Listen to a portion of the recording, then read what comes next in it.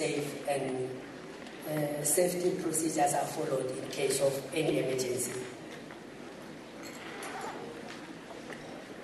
When do you evacuate in case of emergency? As soon as you hear the instructions through our public address system, you will be requested to leave the building immediately by the nearest emergency exit door. In this room, we've got 8 emergency exit doors, which is enough for everyone to evacuate. We've got a green glass next to each door that you will be asked to break on your way out. And so those doors will lead to the emergency exit route, whereby you will be given instructions by the emergency fire marshals in those points. Important notice: please do not use the lift.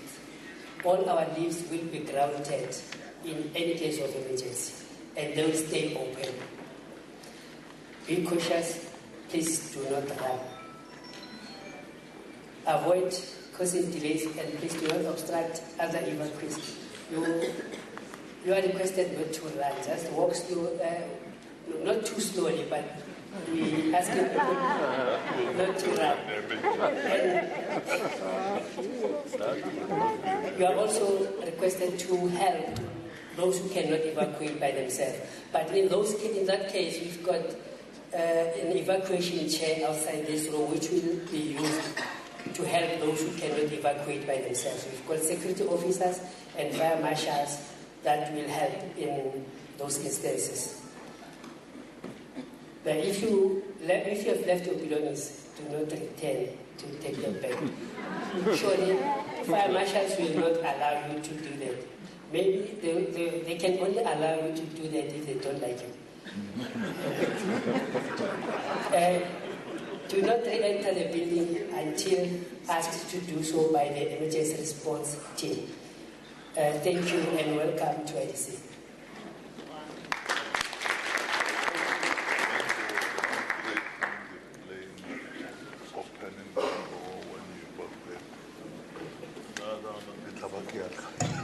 Now, as indicated, ladies and gentlemen, we're going to start with the formal proceedings proper. We know that there's big business that we've got to deal with this morning. Let me extend warm words of welcome to all of you who are here this morning. And the lead person today is the Minister of Arts and Culture, Minister Nathi Mthethwa. We also have the Minister of Communications, Faith Mutambi, with us, who's going to also present later on in the day. We've got different representatives from academia, from civil society, from churches, and various other bodies, unions, and so forth, and including you and I, who take a keen interest in making sure that we fulfill the promise that is in the Constitution that says we have to build a non-racial, non-sexist society. So we are all discharging our responsibilities this morning as members of this beautiful nation. And without further ado, I am going to request that the anthem of the African Union be played, to be followed by the South African national anthem, and let's accord these anthems their due honor and respect. Thank you.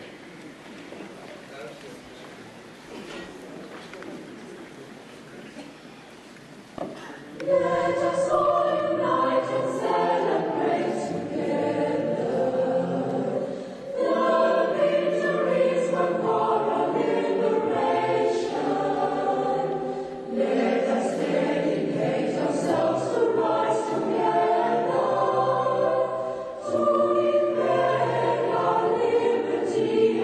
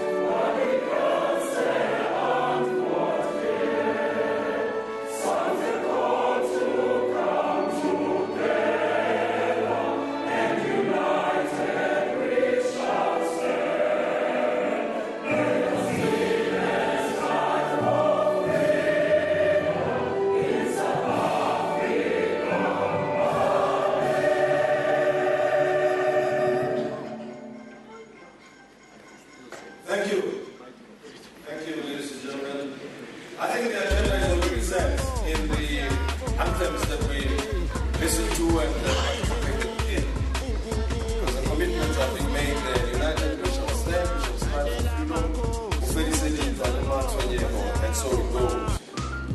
And of course, the whole point is that we have commitments and obligations to each other. And the Constitution of South Africa enjoins us to work on the aspiration of this nation, and that is to become a non-racial, non-census people who are united in the quest for better quality of life for all, being mindful of the difficult and painful past of oppression. In other words, we've got to find it within ourselves to overcome the hurt and the damage of the past and create a new reality for ourselves against the conditions that went before. Now, this is how we're going to run the program today. As we know, this multi-stakeholder meeting is being held to discuss a roadmap towards building a front for nation building, social cohesion, and reconciliation. It's being held under the auspices of the Arts and Culture Department, led by the Minister Nathi Mthethwa, who's going to give us the keynote address this morning, outlining the whole agenda.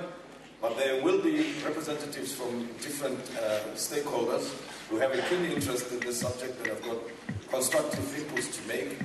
And there are about 16 or so of them. They've each been allocated 10 minutes. Now, you may wonder what my business is here, is to play referee of sorts, besides directing the proceedings. Meaning, the key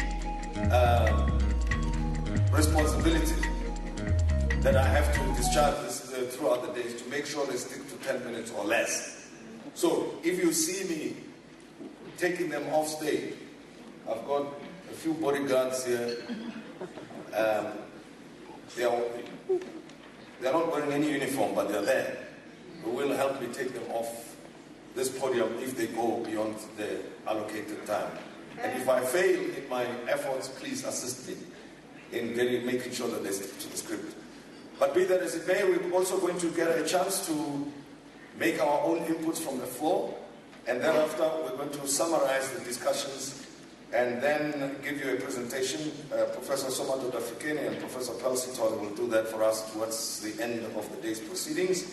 We'll have concluding remarks as well as the vote of thanks from Ministers Nathi Mthethwa and Minister Faith Mutambi. Does it sound like a plan? Is it a workable plan? Is it all right? Or you want me to change any part of it? You are okay with it as is? Huh? I've got only 1 minute to make changes. You are okay with it? All right. So we are all going to respect it. Is that right? And that's how we're going to work this morning. So, Minister Nathi Mthethwa, everybody is happy with the way things are going to work this morning. So you are in good company. Everybody is looking forward to hearing your own submission and the speech that you are going to give us, helping us focus our minds appropriately on this big topic that is confronting our nation today. But we are people with agency. We know how to deal with our problems. We do it all the time. And it is one of those situations that we're willing to confront head on and deal with constructively. Minister of Arts and Culture, Minister Nathi Mthethwa, thank you.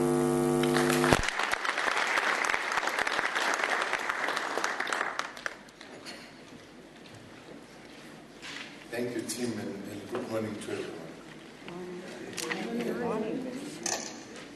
Sanbonani. Goeiemorgen. Goeiemorgen. Lotshani. Dumelang. Thobela. Indaba. Program Director, Mr. Tim Mudise, my colleagues, ministers here present, Staff Communications, Minister in the Presidency responsible for women, Deputy Minister of Justice and Constitutional Affairs, and Traditional Minister here with us.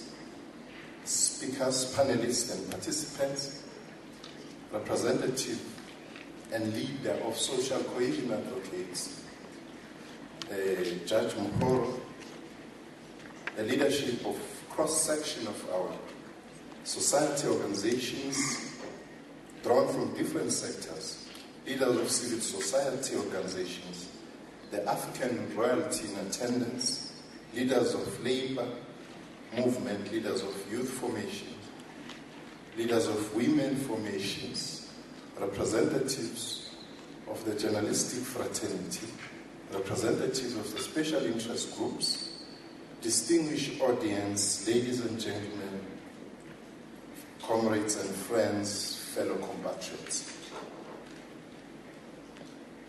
Accept my greetings on behalf of the South African government and indeed on behalf of the Interministerial Committee.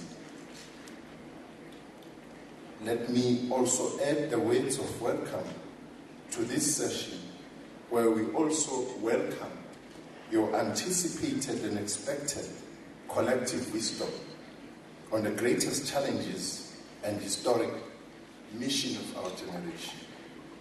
As we gather here today to reflect and creatively explore ways of advancing nation building, social cohesion, and reconciliation, we are immediately confronted with the truism that we are not where we were during that democratic moment of 1994, and yet we are not where we intended to be.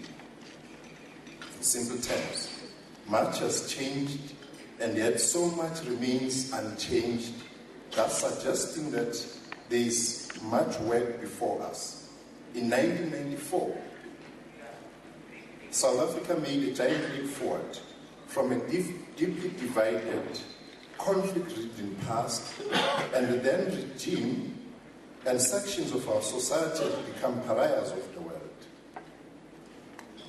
In that painful past, this country witnessed institutionalized white domination expressed in various forms of violence and dispossession. Yes, indeed. We also witnessed white-on-white violence that culminated in the Anglo-Boer War, which in essence is a South African war, that also witnessed the introduction of some of the first cases of concentration camps in the world. During the Mfecane, we witnessed black African kingdoms and chiefdoms turn against each other. And missing in most of these master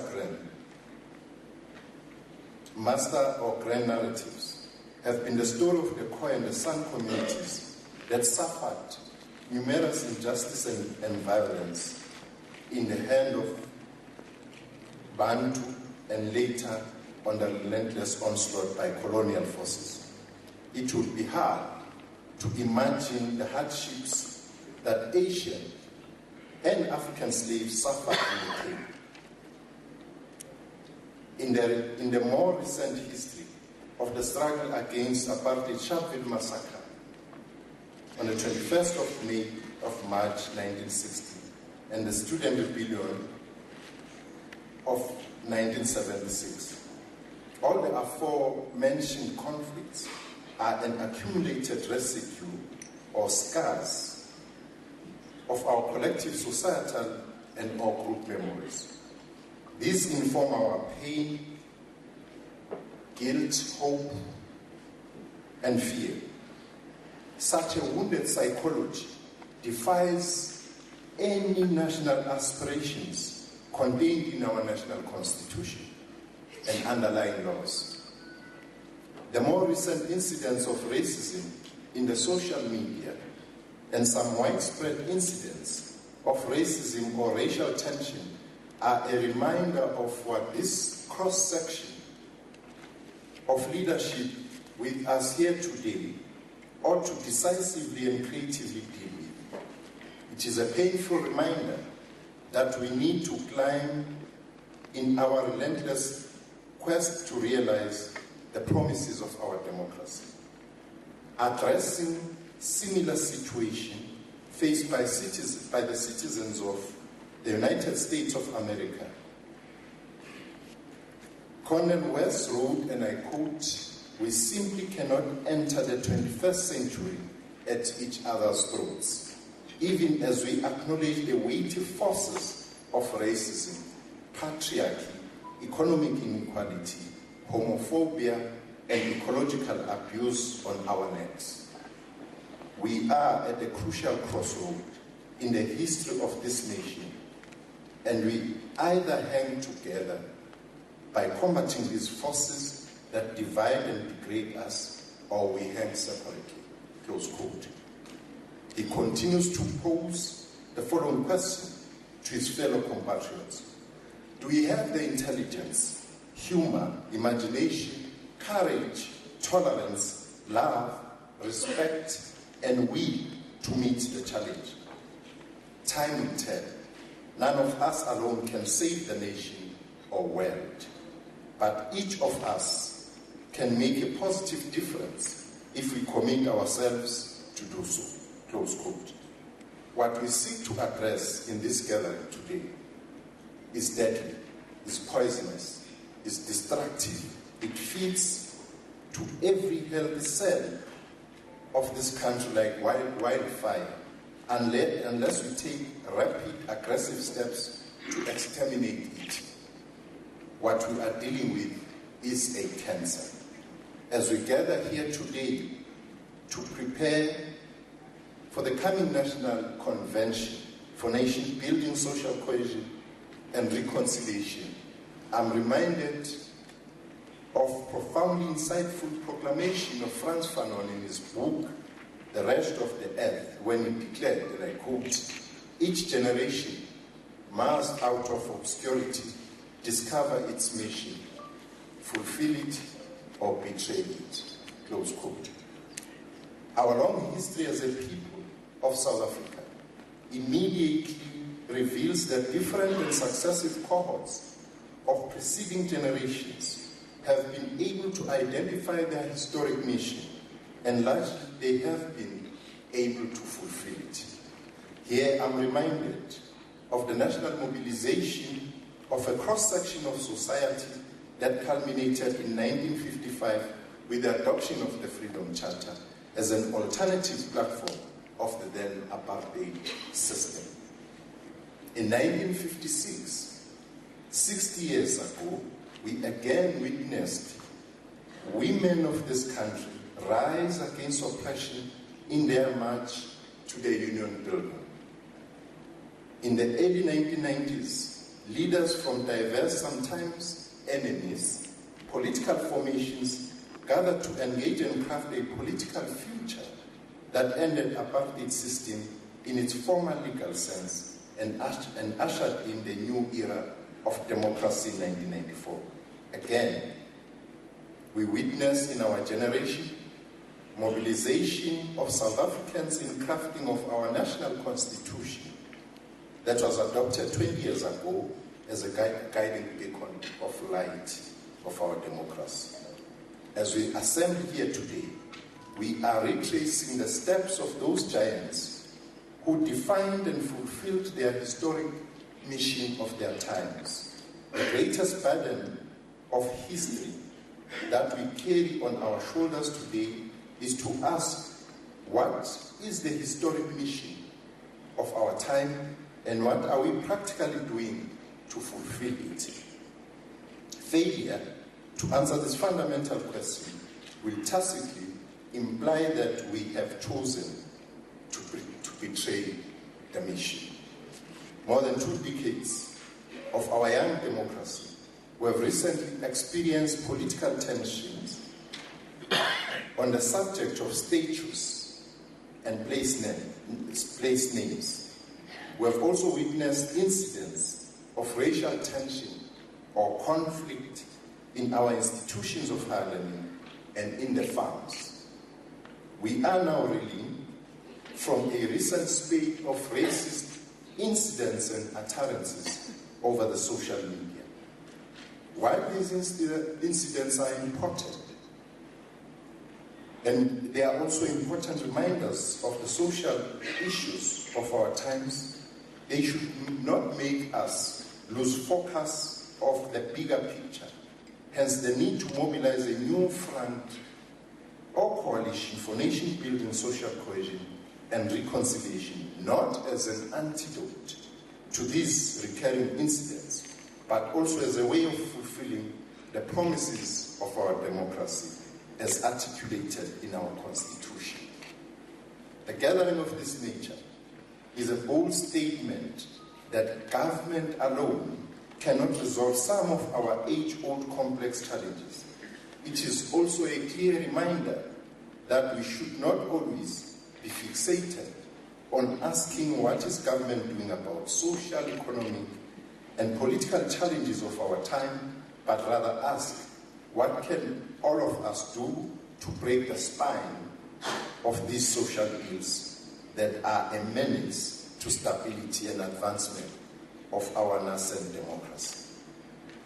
I just want to express a cautionary note. South African elite is notorious for its love of conferences, workshops, and all kinds of meetings whose resolutions never see the light of the day or real implementation to solving the problems of masses of our people. And again, I'm reminded of that great African revolutionary and public intellectual, Amilcar Cabral, when he observed, and I quote, "Always bear in mind that people are not fighting for ideas, for things in anyone's head. They are fighting to win material benefits, to live better, and in peace to see their lives go forward, to guarantee the future of their children," close quote. So what it means, ladies and gentlemen, is that we should be practical about the challenges we are faced with. We should also be ready to implement what we decide on.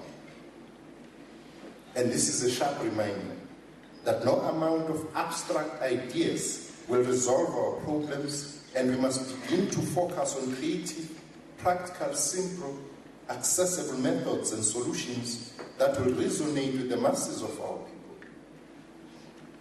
We should have grounded practical strategies and impactful solutions informed and inspired by societal mobilization at different epochs of our struggle for justice. A requisite step is to acknowledge the fact that we may have diverse background and histories, but we have a shared country, and therefore a common destiny and future that we must positively influence and shape. I therefore appeal to each and every one of us, of all the sectors and leaders gathered here today, to transcend their sectional interest or partisan impulse for a greater, nobler objective of nation building and conciliation. Of course, we have to unpack the notion of reconciliation, as it presupposes that there was a conciliation before which didn't work, and there is a reconciliation. But our history suggests otherwise. Perhaps it can be argued that the initial undermining of the role of arts, culture, and heritage in favor of economic, political project of our democracy and nation building was a fundamentally flawed strategy, as we are now beginning to realize the compelling value of this sector in social cohesion, national identity, and conciliation. Arts, culture, and heritage constitute a DNA of any society, and once this genetic code of our society is weakened or destroyed, it then has profound implications for our political and economic well-being, especially when considering our history. I want to acknowledge some important work and interventions done by different sectors in our society, as well as the work that is currently being championed by social cohesion advocates that I met 2 weeks ago. This meeting is aimed at consolidating all these sometimes disparate and isolated efforts into a single social movement for a positive change and impact towards nation building, social cohesion, and reconciliation.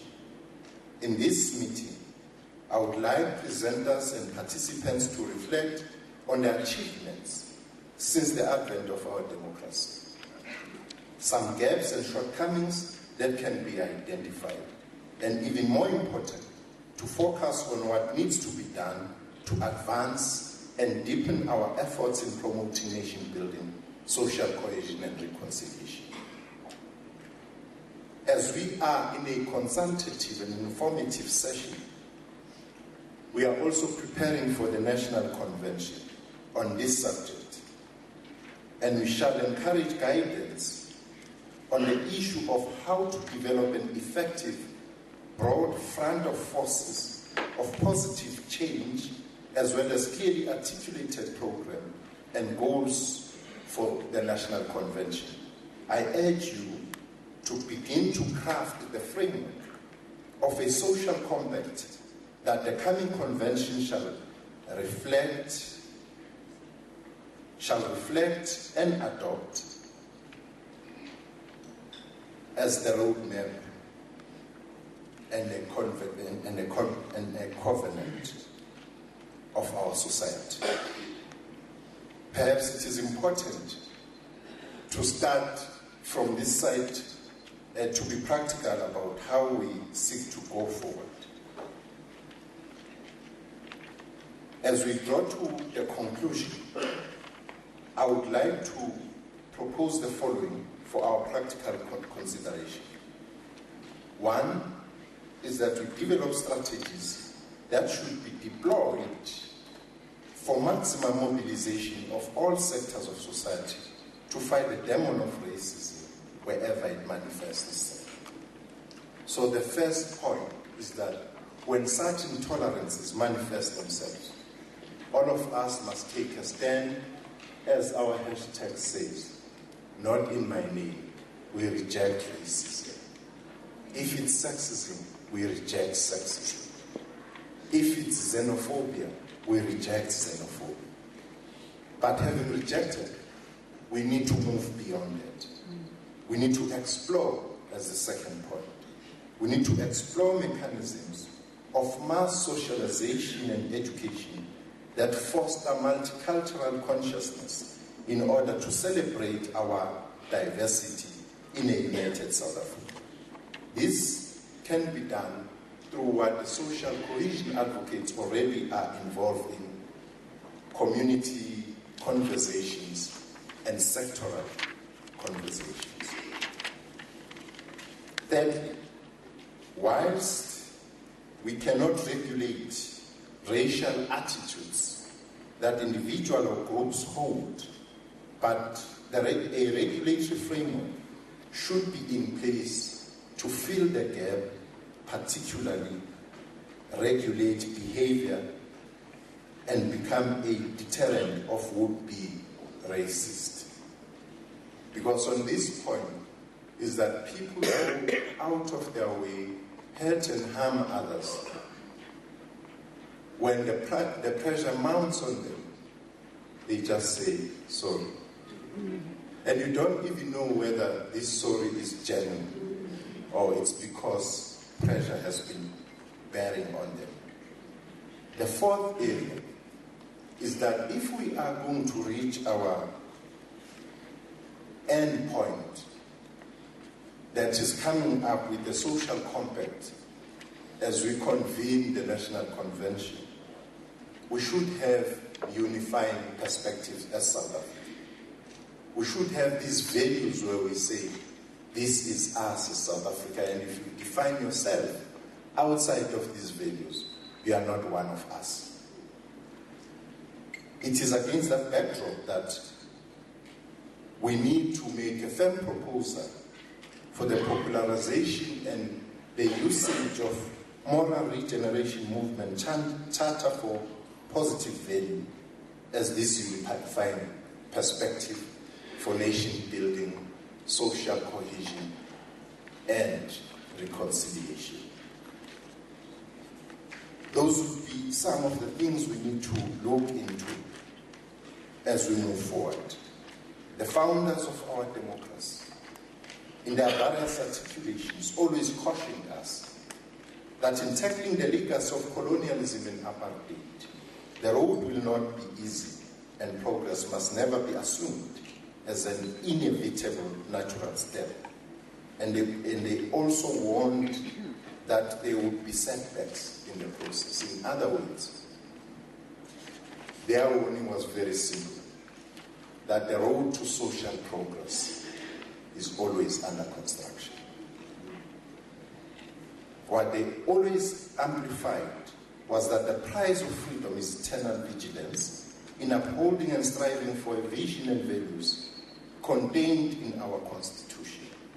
On this occasion, I appeal to you as leaders of our various communities and constituencies to spare no effort in working towards the success of the planned National Convention and in guiding this meeting through your participation. On our side as government, particularly the Interministerial Committee on Nation Building and Social Cohesion, will do all what we can to provide support and creating space for your constructive engagement. Because out of this, we have an idea that all of us from our different sectors would be able to have our own summits and meetings preparing for the convention so that we are able to come back to the convention and deal with issues having prepared. We see this not as an event, the National Convention itself, but as a process. A process which we say at the end of the day, as a religious sector or faith-based sector, what is our role in nation building? As the private sector, what is our role? As traditional leaders, as youth, as women, and so on, we should be able to identify our role in that regard. The closing words of our global icon, Tata Madiba, in his book, Long Walk to Freedom, are instructive as he said, and I quote, "I have walked a long walk to freedom. But I discovered that after climbing a great hill, one finds that there are many more hills to climb. But I can rest only for a moment, for with freedom comes responsibilities, and I dare not linger, for my walk is not yet ended." So as we walk towards our national convention, we must be reminded of our responsibilities as this broad front for positive change. As we walk beyond the national convention as active citizens, we must always be reminded of huge responsibilities that freedom has bestowed on us as this current cohort of leaders. We dare not fail, as we would be dishonoring those who fought for this freedom and made ultimate sacrifices. And even more important, we shall be imposing this burden of history and responsibilities on the young generation and generations yet to be born. Let us all stand up and be counted as those who put their shoulders on the wagon of nation building, social cohesion and reconciliation. Together we can do more, but divided will always fall short of assisting this great society realize its true potential. In conclusion, we are reminded of what Madiba said on this matter. It is not our diversity which divides us. It is not our ethnicity or religion or culture that divides us. Since we have achieved our freedom, there can only be one division amongst us. Between those who cherish freedom and democracy and those who do not. Thank you for your attention.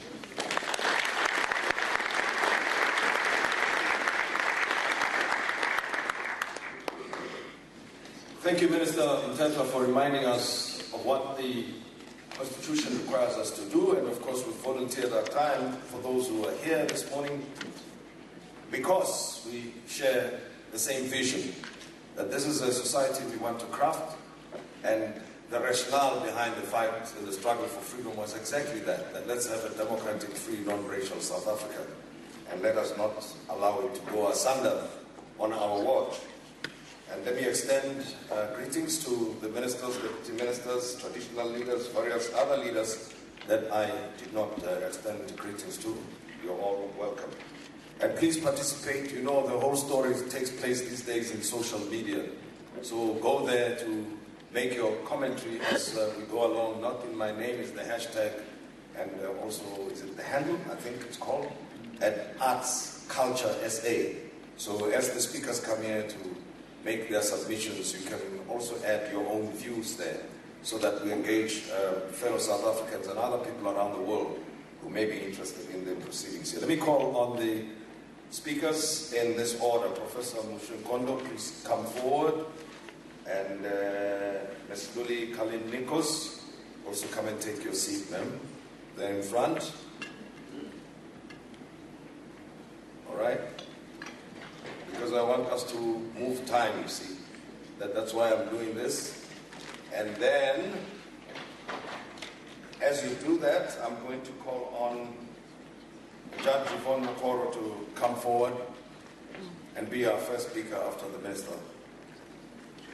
Speaking for social cohesion advocates. Now, I'm going to face my first test.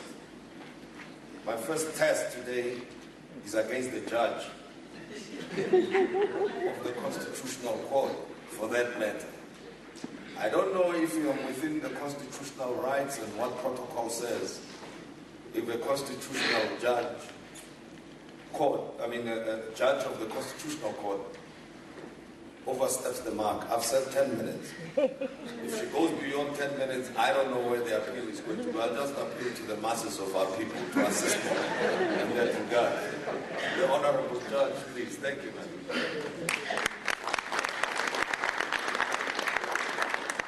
Thank you so much, Tim. Good morning, everybody. Good morning, ministers, leaders of communities,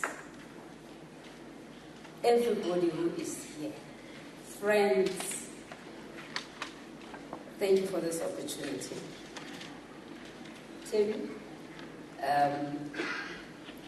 there's always a question which people think is a difficult question to answer when it is asked.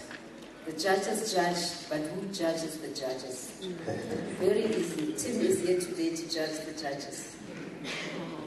So I don't think it's such a difficult question. Thank you for the opportunity, Minister, to speak today for 10 minutes, as Tim indicated, just to give the gathering an idea what we, as advocates of social cohesion and nation building, have come up with as our contribution towards this pact that we are preparing for, the convention that we are preparing for.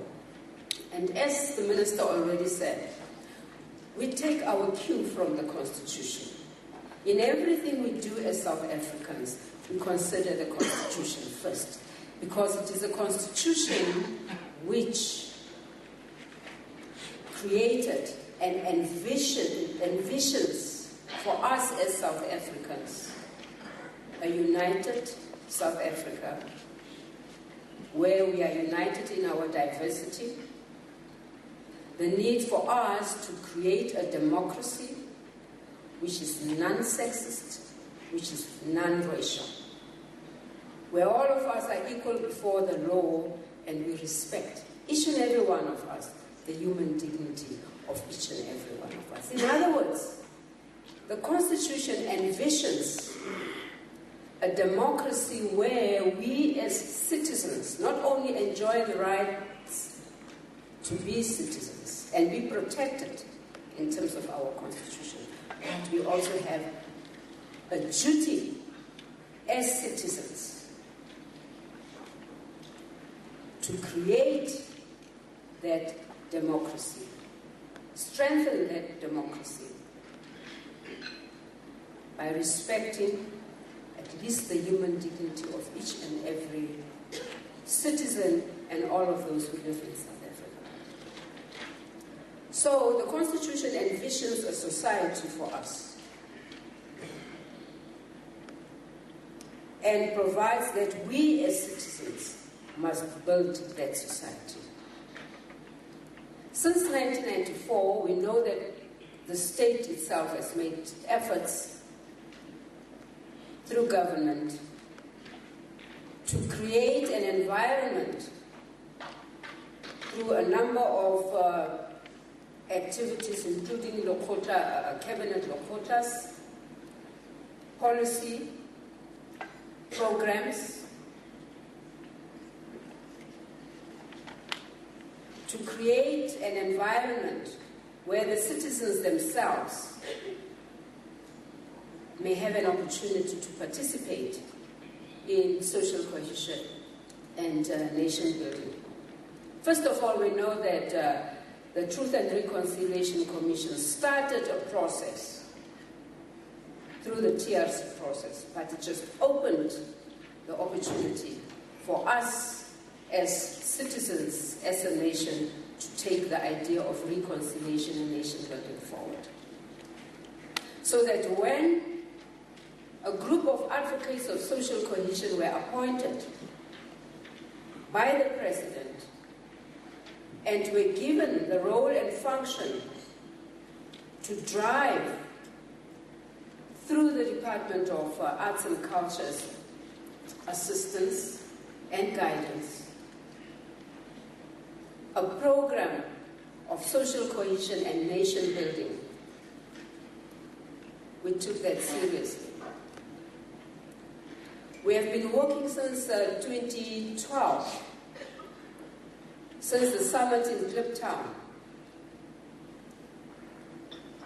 to put together a program of action, because we recognize that social cohesion and nation building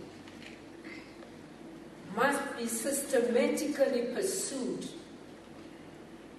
in order to achieve what the Constitution envisions. And it was also recognized by the appointment of these advocates of social cohesion that social cohesion and nation building cannot be achieved, as the Minister said, as Tim also indicated, by the state through government alone.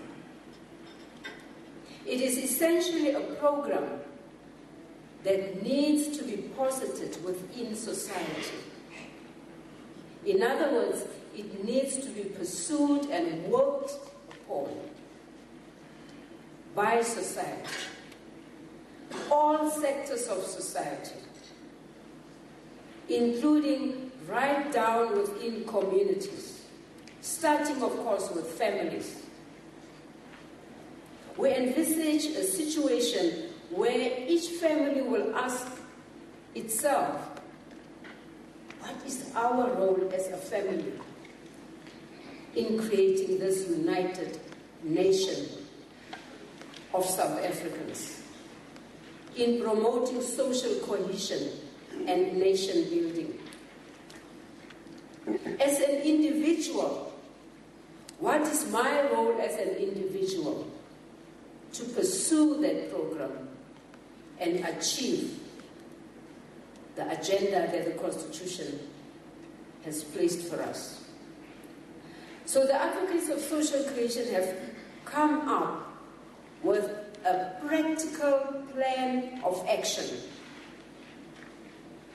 starting with community conversations, which it is hoped would inform the conceptualization of ideas, because we have realized that it is important, in order to pursue social cohesion and nation building, to hear what communities themselves understand by social cohesion and nation building, and what communities themselves would wish to see is taken into account to achieve and realize social cohesion and nation building. We have put a program which will require us to engage with the various sectors of society, right from academics to communities, public sector, private sector. Work together in partnership, engage in parallel programs where community and sectoral views inform the thinking which need further to inform our actions. And as we go about having these conversations with communities, with the various sectors, it is important that we form partnerships, practical, action-oriented partnerships. We need to be systematic in the way we pursue nation-building, social cohesion, and reconciliation. We cannot continue to be reactionary and also only start conversations when there are issues which flare up within our society. Those will continue to happen, but we must also be ready to respond to those issues as they come up time and again. And we'll be ready to respond to them in unison if we have, at a practical level, brought society together in pursuit of that society that our Constitution envisions for all of us. And it is for that reason that we urge all sectors, we urge all levels of our society to answer to the call of advocates of social cohesion when we engage in meetings, fora, and come to you to require your assistance or your partnership in one or other function that we will engage in pursuit of our program of action. The media in particular is urged to see itself as a formidable partner. The youth, through their various formations, women's groups through their various formations, men's groups through their various formations, all sectors of society, traditional leaders. We will come to you with proposals, we will ask you to assist us and work together in pursuit of the program of action that we have put together. In the end, it is envisaged that society will, at some stage, find systematic ways of working together towards a program of social action which will definitely not be an event. We are doing this probably not to succeed and finally see us come together in our lifetime, but we are doing it mostly as a legacy for our children and our children's children and our children's children's children. We're doing it for South Africa, and nobody but us South Africans can do it and must do it. Thank you.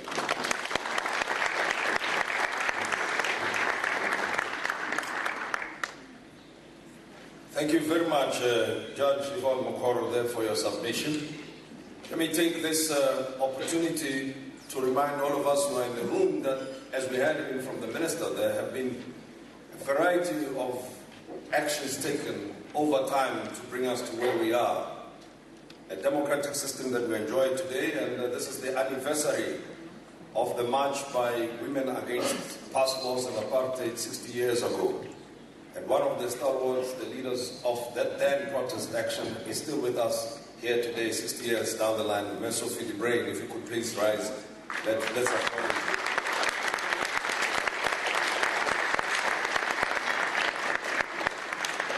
I'm introducing her so that during her own lifetime, she should see that we are not taking what you strove for granted. When things go wrong, we will try and correct them, because that's exactly what you were marching against at that time, that we seems to be fracturing us as a society today. And proactively, we're trying to make sure that we fulfill the promise that is enshrined and that you and your colleagues then, 60 years ago, marched for.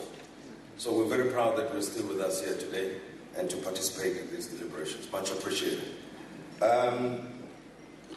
Professor Moshe Kondo, Prof, you and I are good friends. So I was very strict with the Constitutional Court judge, the former Constitutional Court. So a professor should understand it much better. If you can indulge students, you can indulge me. Thank you, sir. Thank you. Thank you, team. Thanks very much. 10 minutes. We'll run out pretty soon. Let me start off by once again commending our minister for focusing our energies on the centrality of the sector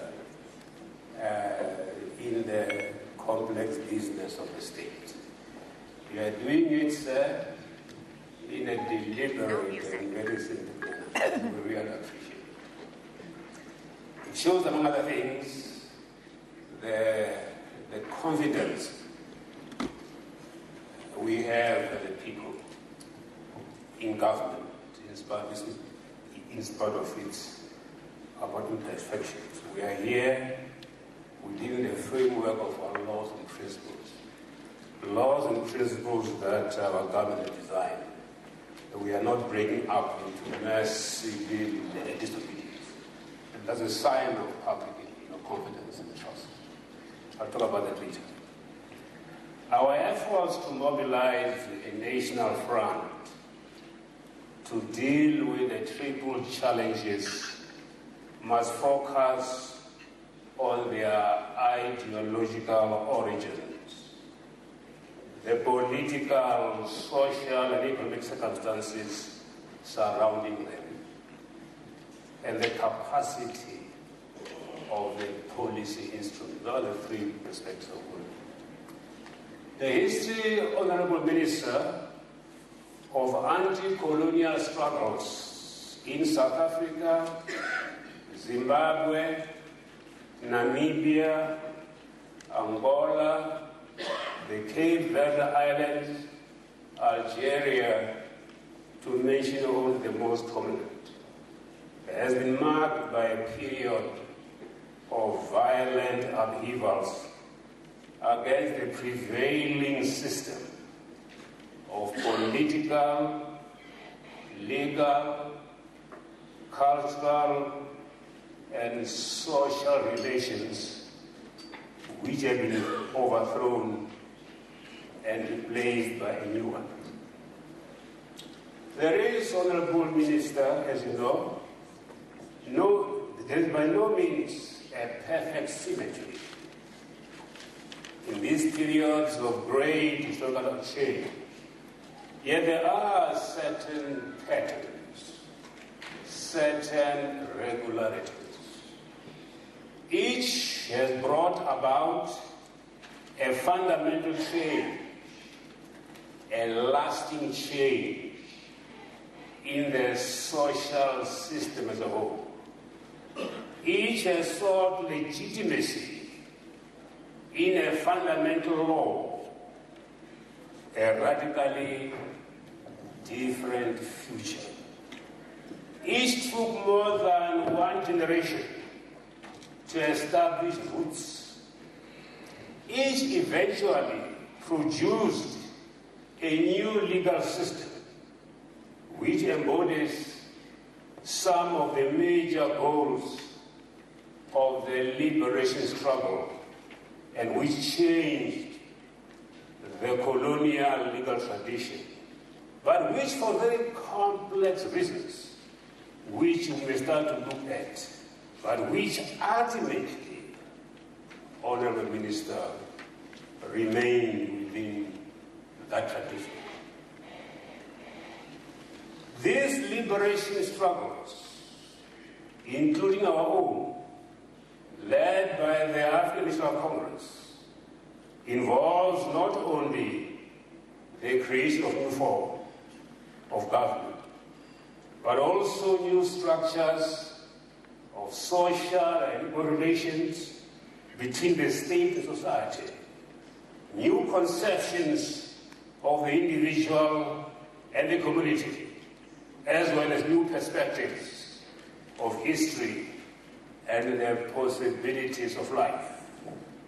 They also involve the creation of new sets of universal values.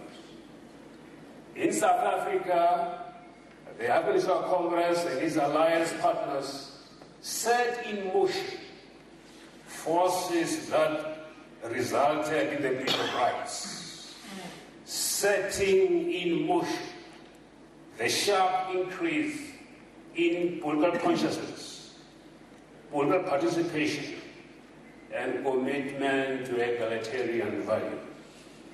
But why is it, Honorable Minister and colleagues, why is it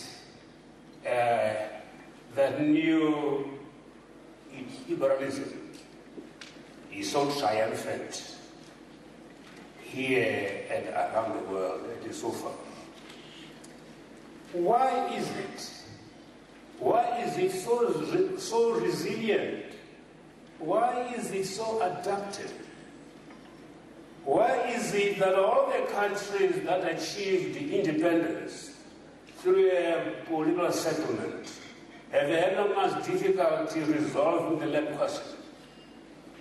Why is it that all these legal systems, that in all these legal systems, political liberties are unconditional, but socio-economic ones conditional? Why? To respond, Minister, to these questions, we need to deconstruct a global and overly harmonious understanding of neoliberal hegemony in favor of an approach that seeks to identify hegemonic constellations in each country, although globalization ensures important overlaps. But there are national identities here. That way we may shed light in our society, Minister, on a wide range of actors, networks, organizations, social forces, discourses, and processes which are crucial for understanding neoliberal practices in institutions, organizations, universities, associations. We need to understand also how larger political and economic structures are connected to social relations in the realm of knowledge, in the realm of discourses, ideas, and interpretation. We need to understand also how these structures penetrate perceptions, penetrate intuitions, feelings, desires, appetites, attitudes, and behaviors. Consequently, one of our critical tasks, Honorable Minister, is to offer a detailed assessment of the different roles of neoliberal planners and strategists who meet around the world in our own society, in the creation and dissemination of neoliberal ideas and practices, and how they connect to other collective actors networks, channels of communication, and organizations that occupy critical positions in various political arenas beyond the narrow sphere of the state. So in a liberal democracy, is fundamental change possible? This question is now being raised internationally by the left, let alone rapid change. Honorable Minister, there are those in this country and in the world who see the ballot paper as a death to revolution, to rapid fundamental change, seeing formal democratization as decreasing the channels for radical change by channeling discontent into legal arenas. Where we come from a classic age of revolution, storming the Bastille from outside, but now the revolution must occur within the discipline of the law. And that's a major shift in strategies and tactics. On the other hand, some argue that the forces for fundamental change might take the form of mass civil disobedience as they did in Iran and as they did here in the late 80s and the 90s. That hasn't happened again in this country. And that endorses my perception. There's still tremendous public trust and confidence in our government. And here is where the National Front might come in. It will entail mobilizing communities to engage directly in setting their own agendas, independent of global neoliberal frameworks. But this will entail also practical mechanisms to educate civil society through a Gramscian war of positioning. This assumes that the age of armed struggle, of basic and violent transformation of the state and its class structures is over. But in our country, there are at least 3 constitutional constraints. And I got them from the statement by the first Chief Justice. 1, recognition of the right to land usurped during the wars of dispossession and recognized by international law. 2, a conditionality of socio-economic rights in a society divided by severe inequalities. 3, questions with the potential to disrupt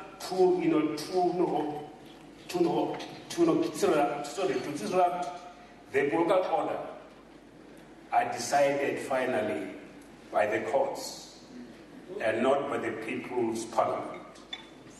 Is it possible in the present conjuncture to escape from the constraints imposed by the neoliberal political and economic order? First, the state must augment its capacity. The struggle is long to let it alone.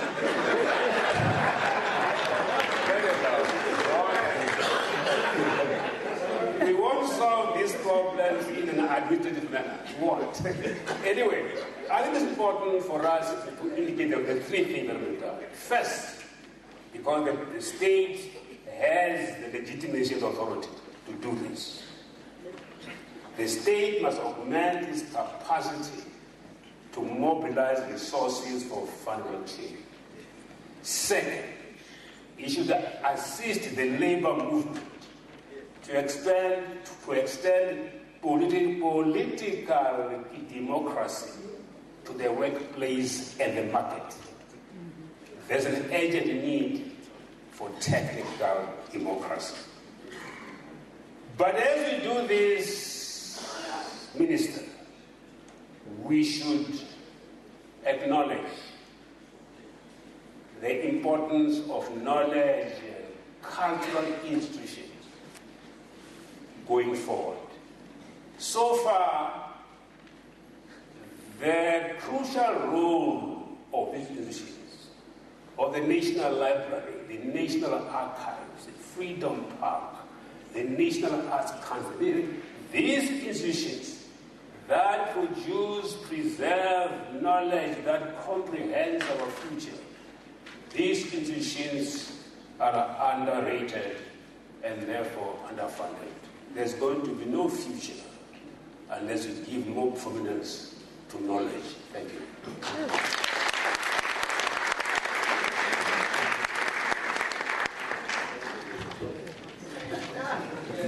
Professor Tondo, thank you very much. But I'll tell you, I come adequately prepared. I have been made to pay particular attention to the histories of revolutionaries. They are known to go on and on. From the likes of Fidel Castro, so I was not sure whether you might continue the whole day and we may be sitting here until tomorrow, because I promised you that we are going to break for lunch at some point and certain things are going to happen.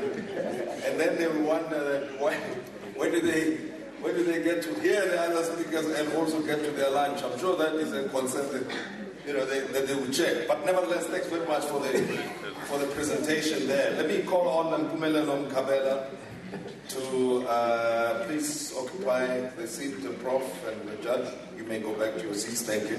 And call on Zwandile Molo of the South African Council of Churches, the Reverend. Please come and take the seat here. Whilst we do the work. Oh, there we go. All right, Mr. Yashin Pillay of the National Youth Development Agency, please come forward. Oh, before you come, sorry, let me just pause you there. Rather call Ms. Luli Kalinikos to come forward, and then Yashin, you take the seat over there. All right, Luli Pillay. Luli Kalinikos, I beg your pardon, and Yashin Pillay going over there. Thank you.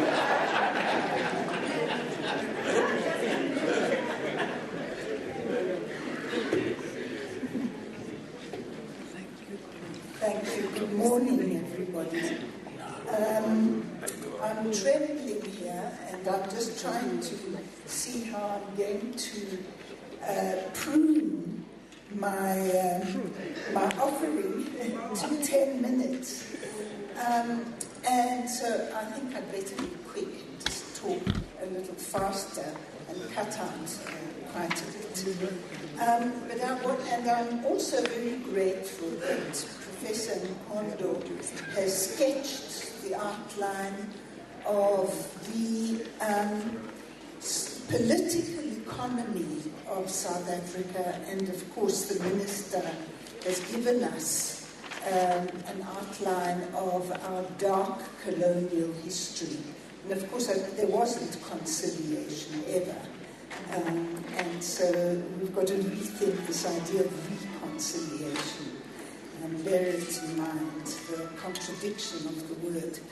But what I wanted to talk about just very quickly was, because I'm going to cut it, the ideas around non-racialism, and always with non-racialism there was its partner, the other side of the coin, which was nationalism, whether it was Afrikaner nationalism or more significantly black consciousness.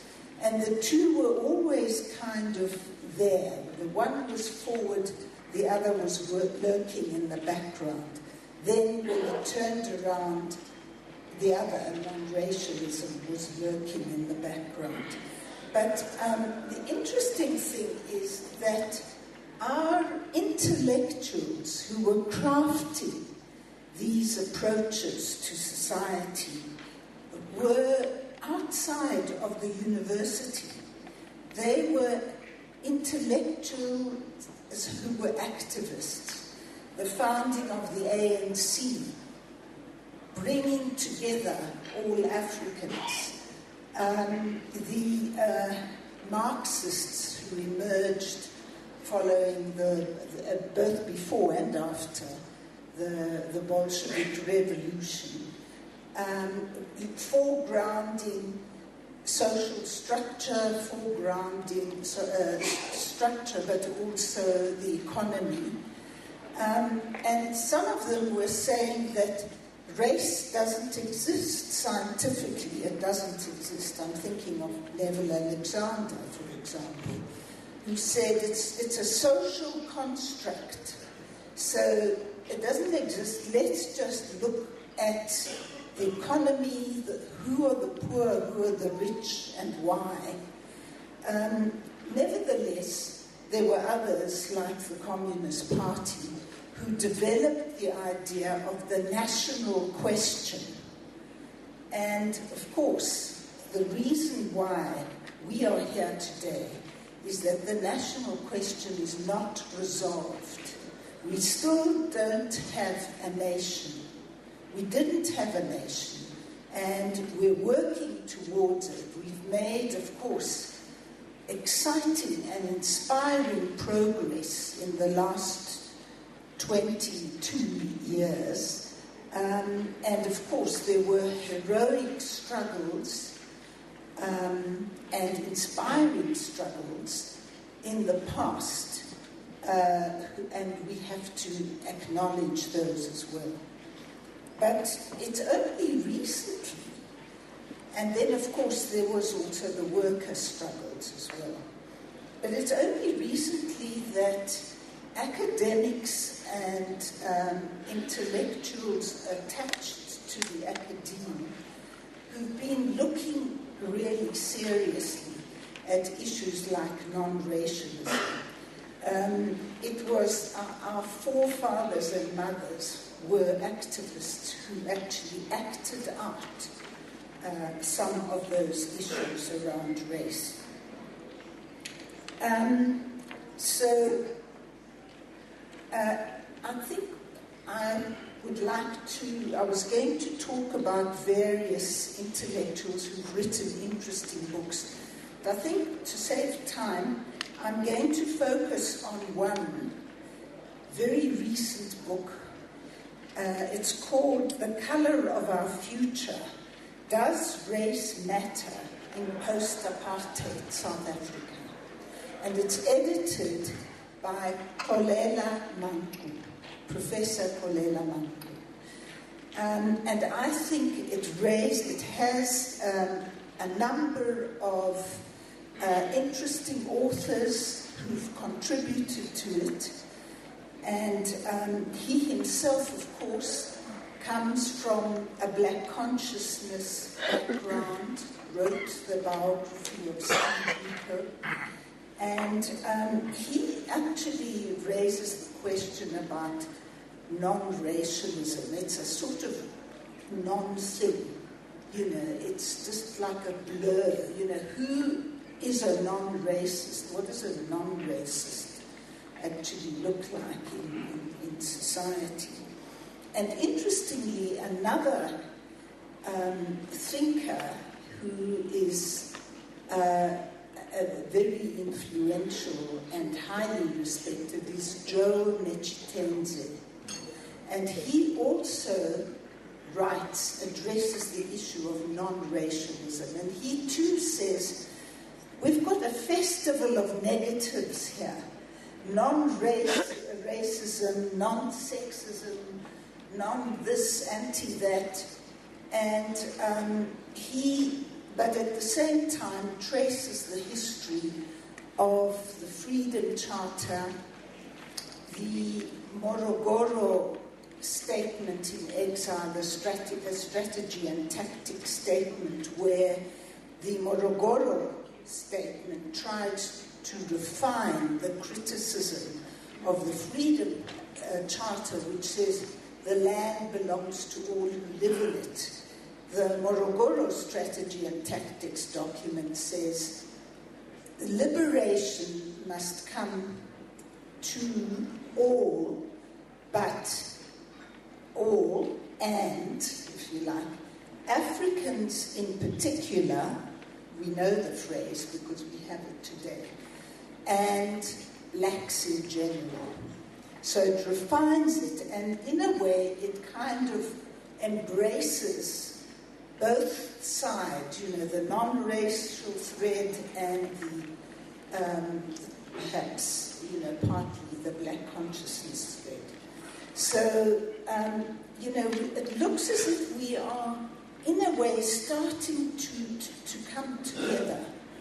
And Professor Mankel also talks about Steve Biko's notion, where he says we've got such a diverse country here, and it's always going to be diverse because for historical reasons that's what we are today.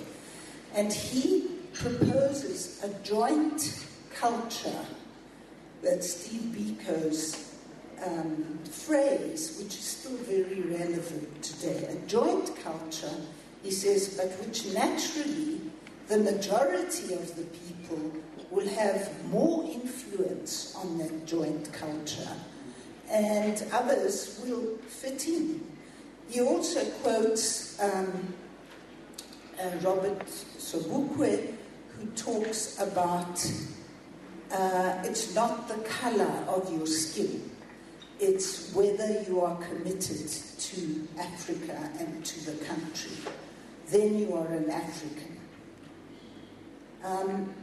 Joe Nechitenze, eventually after this discussion, talks about three seminal thinkers, intellectuals of the 20th century. He mentions Dr. Pixlika Isaka Seme, who in 1904 gave that beautiful seminal speech, I am an African, which has inspired people since then. And Sene says, Africa has got something to teach the world, and it's going to come.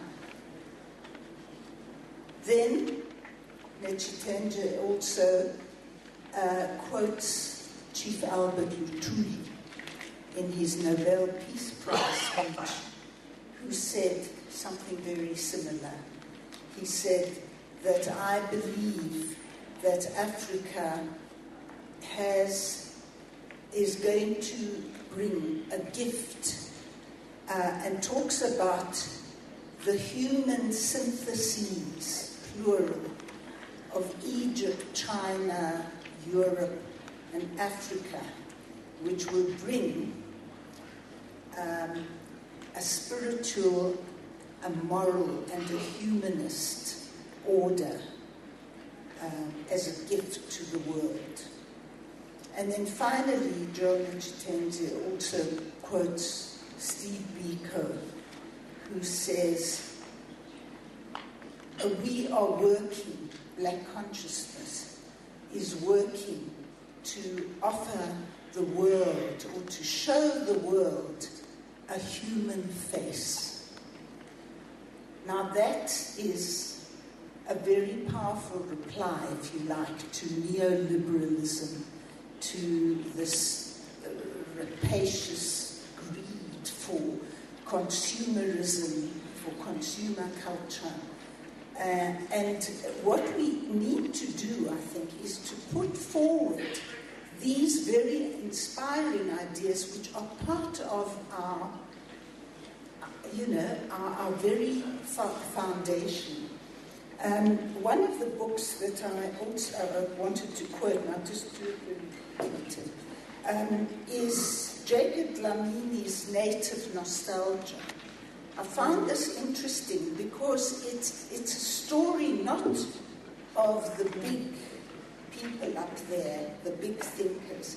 It's a story about his childhood in a township and how the neighborhood managed. You know, it's a history from below. And I'm a social historian, so it really appeals to me. Of ordinary people. Njabulo Ndebele, Professor Njabulo Ndebele, once talked about the ordinary. Let us think about the ordinary. And Judge Mokgoro has said, let us talk to the ordinary people. They are the ones that feel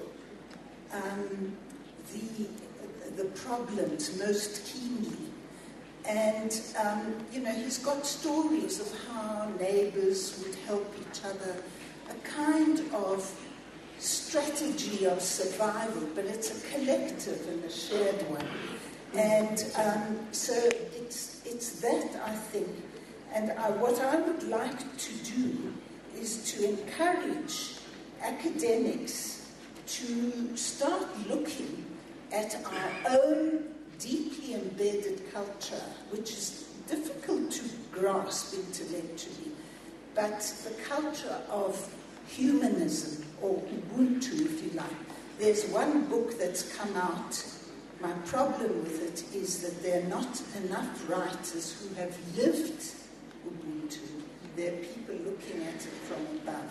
And so I'm hoping that we could get together with social academics and intellectuals and start looking at our very own African culture and see how far this can take us in our quest for a united, if diverse, nation. Thanks. Thank you.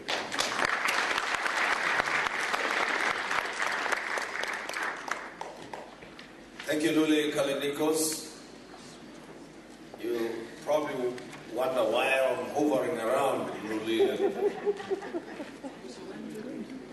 Well, it's the neoliberals who are telling me that, look, you said 10 minutes, and you better stick to 10 minutes, and otherwise, you know how it works.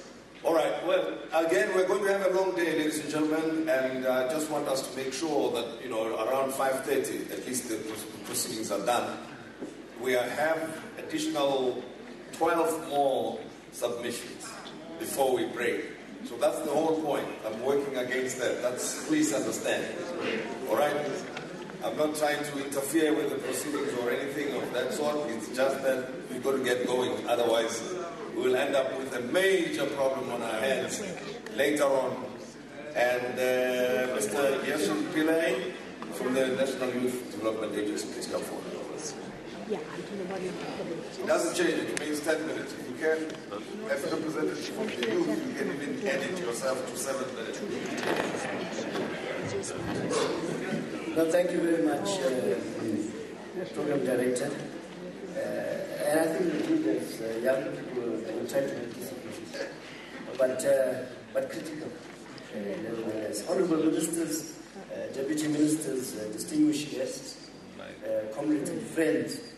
Well, as the National Youth Development Agency, or NYDA, we must firstly commend Minister Nathi Mthethwa for organizing this very important consultative meeting to discuss a broad front for nation building, social cohesion and reconciliation.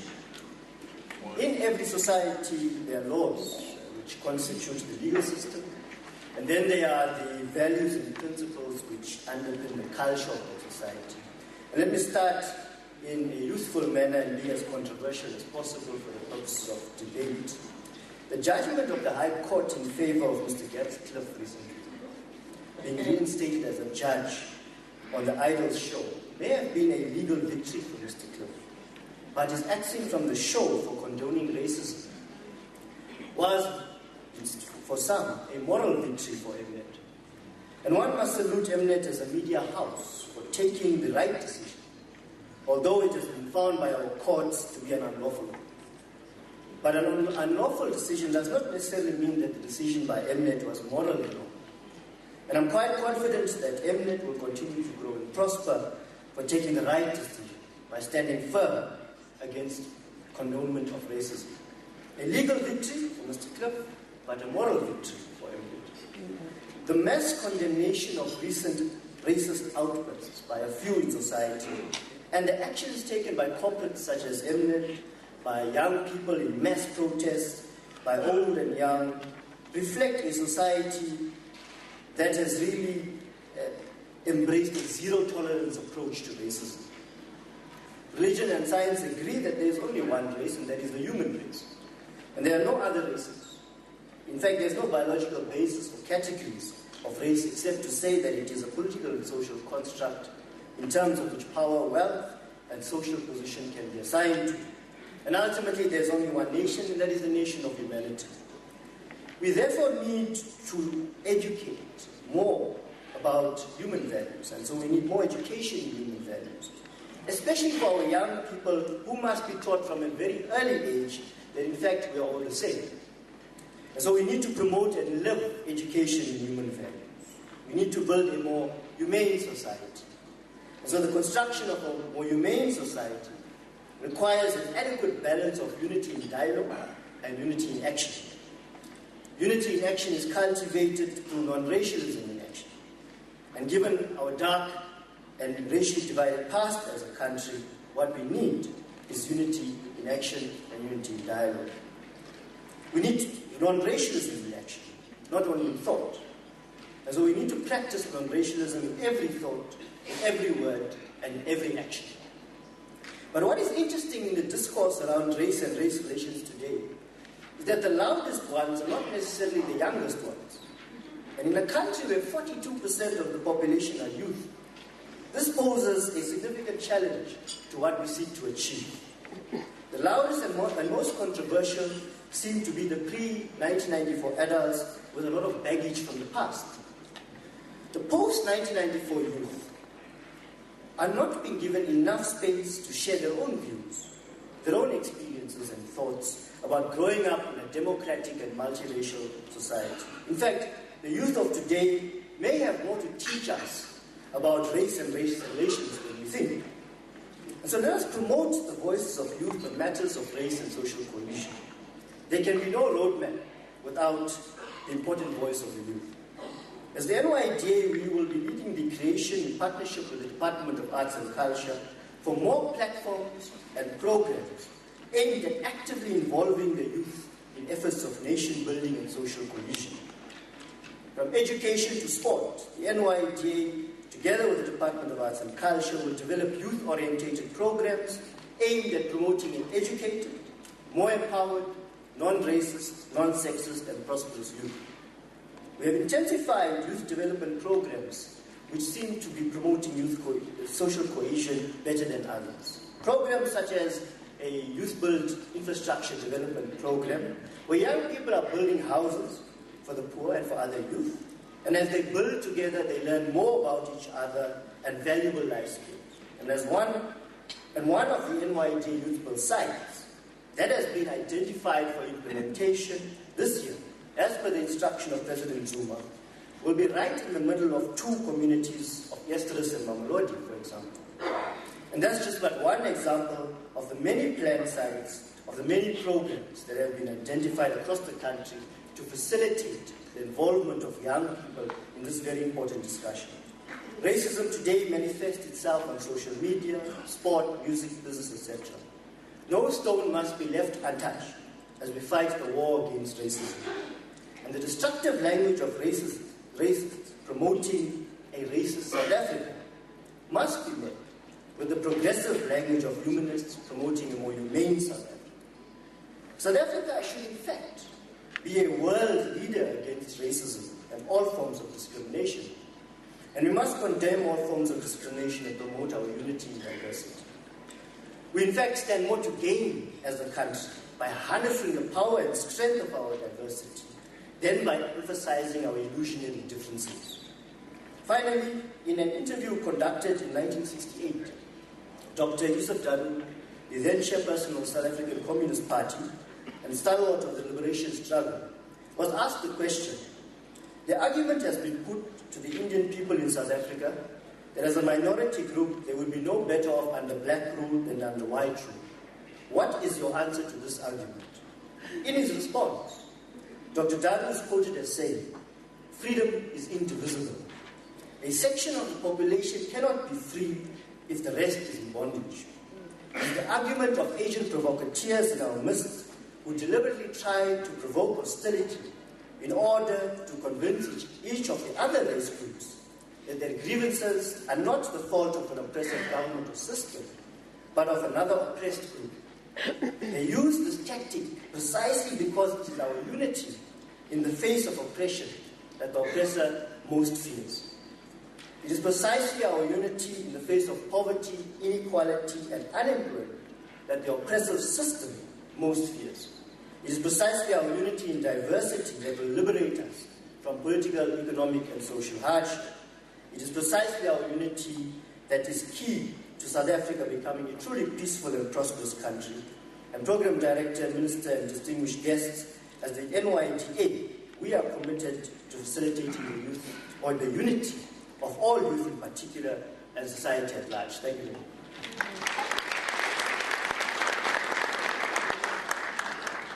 Thank you, Yasha Pile of the NYDA. I'm now going to call on the editor of Sowetan newspaper, also executive member of SANEF, Mr. Mpumelelo Kabelo, to come forward.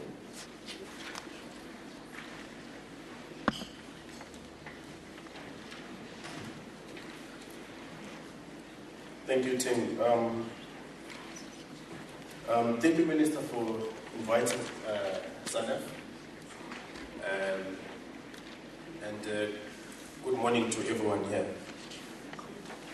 From where we sit as the media, of course, we often fight with the minister and the government and other people.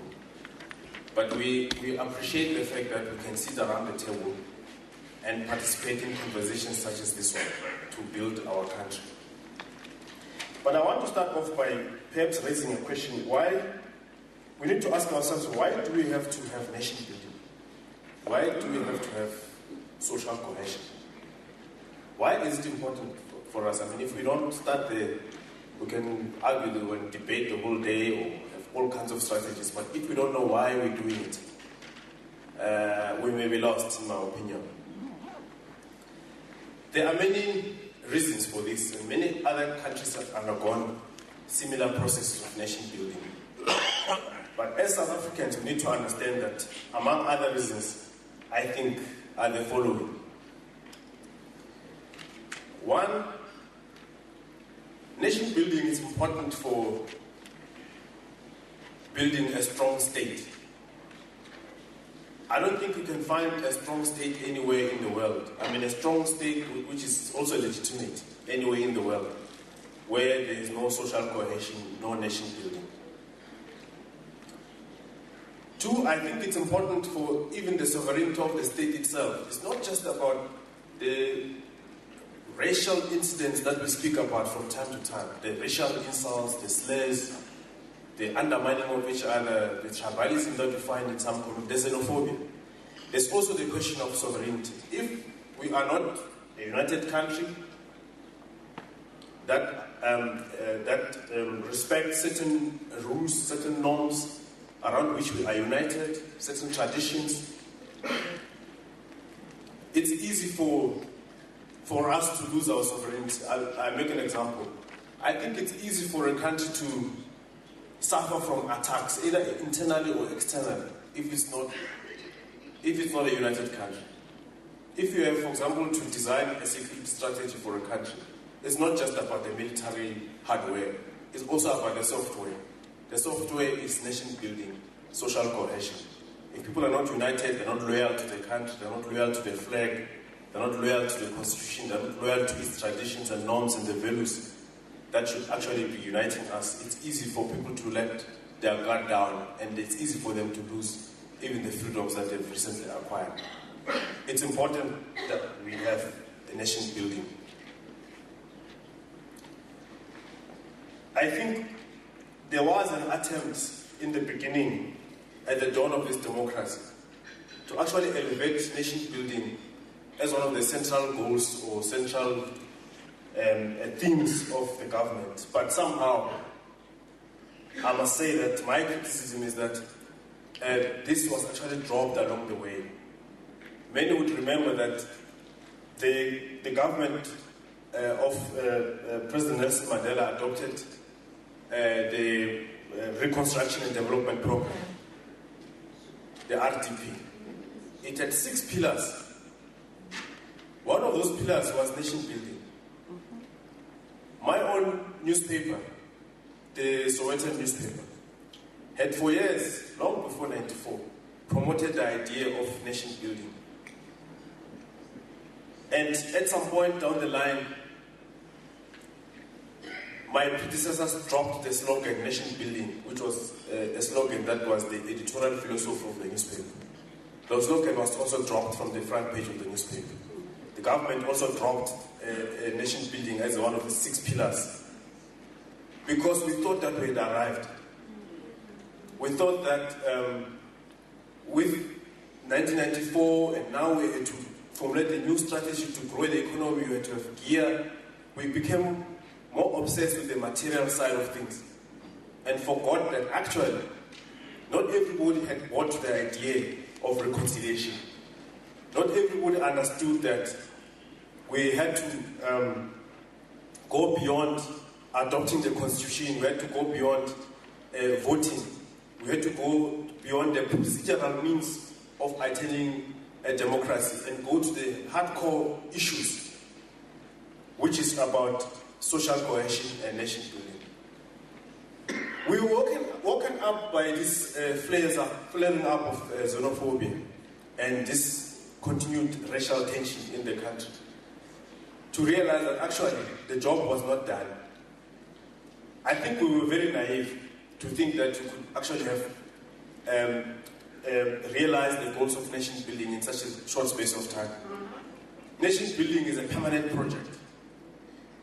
You can go to America now, one of the oldest democracies. You can see what happens on the ground with racial tension from time to time, whether you look at the Ferguson attacks and many other incidents in the US. In Europe has somehow become like a hive for conservatives and extremist groups of all kinds, which shows that nation building should be a permanent thing. We can't erase it. We have to commend the Minister Mthethwa for bringing this back to the agenda and for actually making it the role of everyone to participate, whether it's business, the media, and everybody else. So I think that the nation building, the lowering of the guard and dropping nation building as one of the key pillars, or at least not highlighting as it should have been highlighted. It's actually one of the examples of our failures as a country, I think. There are a lot of good things that we develop, but we somehow drop them before they even reach maturity. Take, for example, after the nation building, the RDP, or as part of the RDP, there was a very beautiful concept that the government came up with, which was involving a lot of communities. Masakan. I'm not sure whether many of you remember Masakan. It was a big initiative of the government involving all sectors of society from the ground to say we must build each other. What happened? After that, the biggest initiative that the government came up with, which I still think is a beautiful policy, it's there, it's still a government policy. People talk about it, you go to government offices, you find it in the walls, it's there. It's supposed to be the moral code for civil servants, but it doesn't really find expression as it should. This is the third one, which is what would be putting people first. But behind nation building, Masakan, Batupili, there's the social contract, which is the constitution. How many people talk about the constitution? People talk about it only when their rights are affected. When it's not their rights, who cares? I'll think about it later. I'm not affected, I'm not involved, it's not my business. It's only when the government didn't deliver a house to me that I go to the court to complain that my rights have not been fulfilled. But when the other person was actually demanding a clinic next door, I didn't care because it didn't affect me. Now that I need a house, now that I've been relocated from my land, I want to fight, I'm invoking the Constitution. We must invoke it even when it doesn't affect us. That's when it will actually gain true meaning. Now, before Tim Olise decides to chase me here, I'm just reflecting on this thing as in the spirit of participation and in responding to what my other participants have said. But then we come to the role of the media, how we can contribute to this goal of nation building. The Constitution, Section 16, specifically refers to the rights of the press and other media. And there's a reason why the Constitution actually has the media there. The drafters of the Constitution could have avoided the media, but I think there's a recognition that the media plays a specific role in any society. And that role is not just to inform, educate, entertain, as we normally say we do, but the media can also play the role of being an agent of change. We have to be able to contribute to socialization of society. I think big contribution we can make there. How we can make people socialize themselves in certain ways. There are many institutions in society that play the role of socialization. The family being the primary source of socialization. And then we've got churches, we've got schools. But the media is also there as one of the role players. So we take our roles very seriously in that regard. Not only do we wish to highlight the bad in society, but we also want to highlight the good in society. We should be able to get people to understand the better side of themselves. And it plays the role of socialization in the sense that when you realize the other person is doing good for the community, and that is reflected in the media, and it's celebrated, people tend to copy. The media is a big institution that teaches people to copy other people. A lot of stuff is reflected in the media, people tend to emulate it. Unfortunately, even in instances where we publish bad things as a way of warning society, and people tend to take that differently and want to socialize themselves in that way. So that's another way of wanting to say we should educate our people to understand the role of the media. I think that if we go back to the question of nation building as one of the anchors of our electoral philosophy, at least for ourselves as the Sowetan, I think it would be a good idea. I've been championing this idea for some time now to say, guys, let's go back to our roots. The nation has not been built as we thought it has been. The journey is far, we're still far away, and we should make it a permanent thing. So that's one of the things we're debating in my newsroom, to say, why don't we bring back this idea of nation building as one of the editorial philosophies in our newsrooms? I think that another way of looking at the role of the media is to actually acknowledge that the media itself is evolving. Most of you picked up this recent incident of Sparrow and other people, not from traditional media, that is newspapers and television and radio. Probably picked it up from digital media, social media, and other platforms. And these media are not regulated, and I'm not saying we should regulate them. We want to express ourselves as freely as possible. But it's only when citizens are fully informed and fully educated and fully conscious and are aware of their responsibilities, not just their rights, of their responsibilities in nation building, that even when an institution like social media is widely open for people to say anything, they will actually say things that are responsible in social media. You can have all kinds of platforms and give people all kinds of freedoms and all of that, and we will celebrate them. But if they're not taught, if they're not conscientized about their roles as citizens, we're actually wasting our time. People will even advocate that these platforms should be closed. I've heard other people saying, let's regulate social media. I don't think it's a good idea. If you're going to regulate and close off all the spaces where people want to converse, you literally close off everything. There will be nothing, people won't be able to say anything. So, and the only way we can protect that space is to teach people to be responsible so that we don't find people calling for shutting down platforms for people to express themselves. Let's rather teach ourselves to be very responsible citizens wherever we are. And in that way, protect the space where we operate. We had an incident recently where one of the journalists got involved in one of these racial incidents, and I was asked as a chairman of SANEF to comment. And I actually said, we don't condone this, we actually condemn it.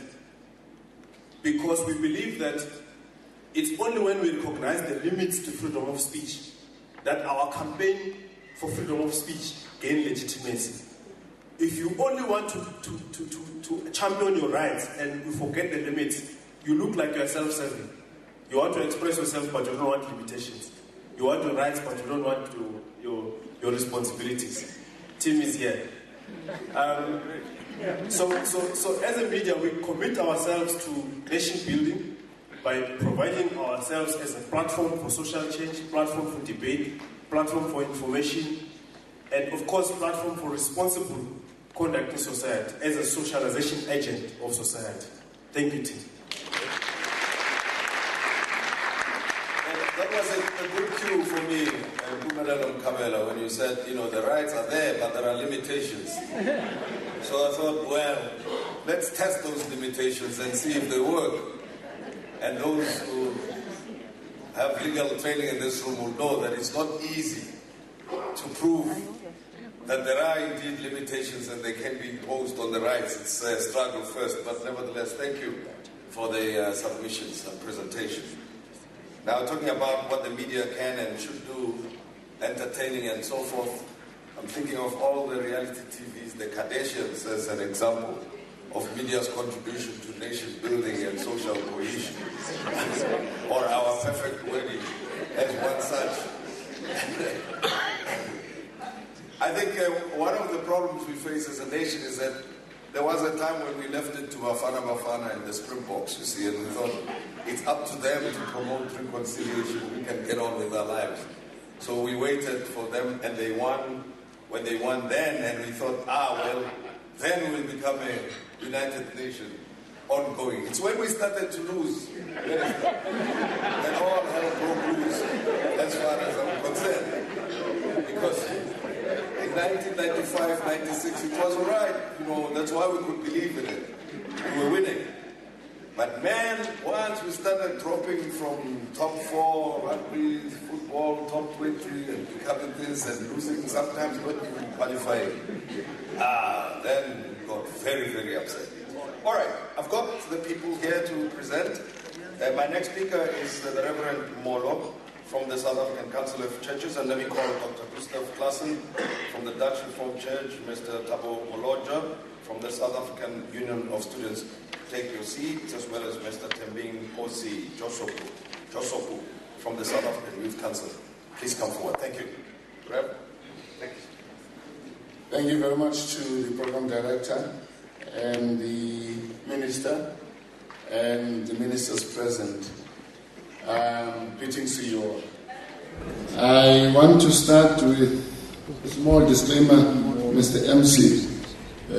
Nowadays, you have to put people at ease when you are saying you are a reverend or pastor or priest. I didn't bring any petrol, nor did I bring any snake or anything else. So people can relax.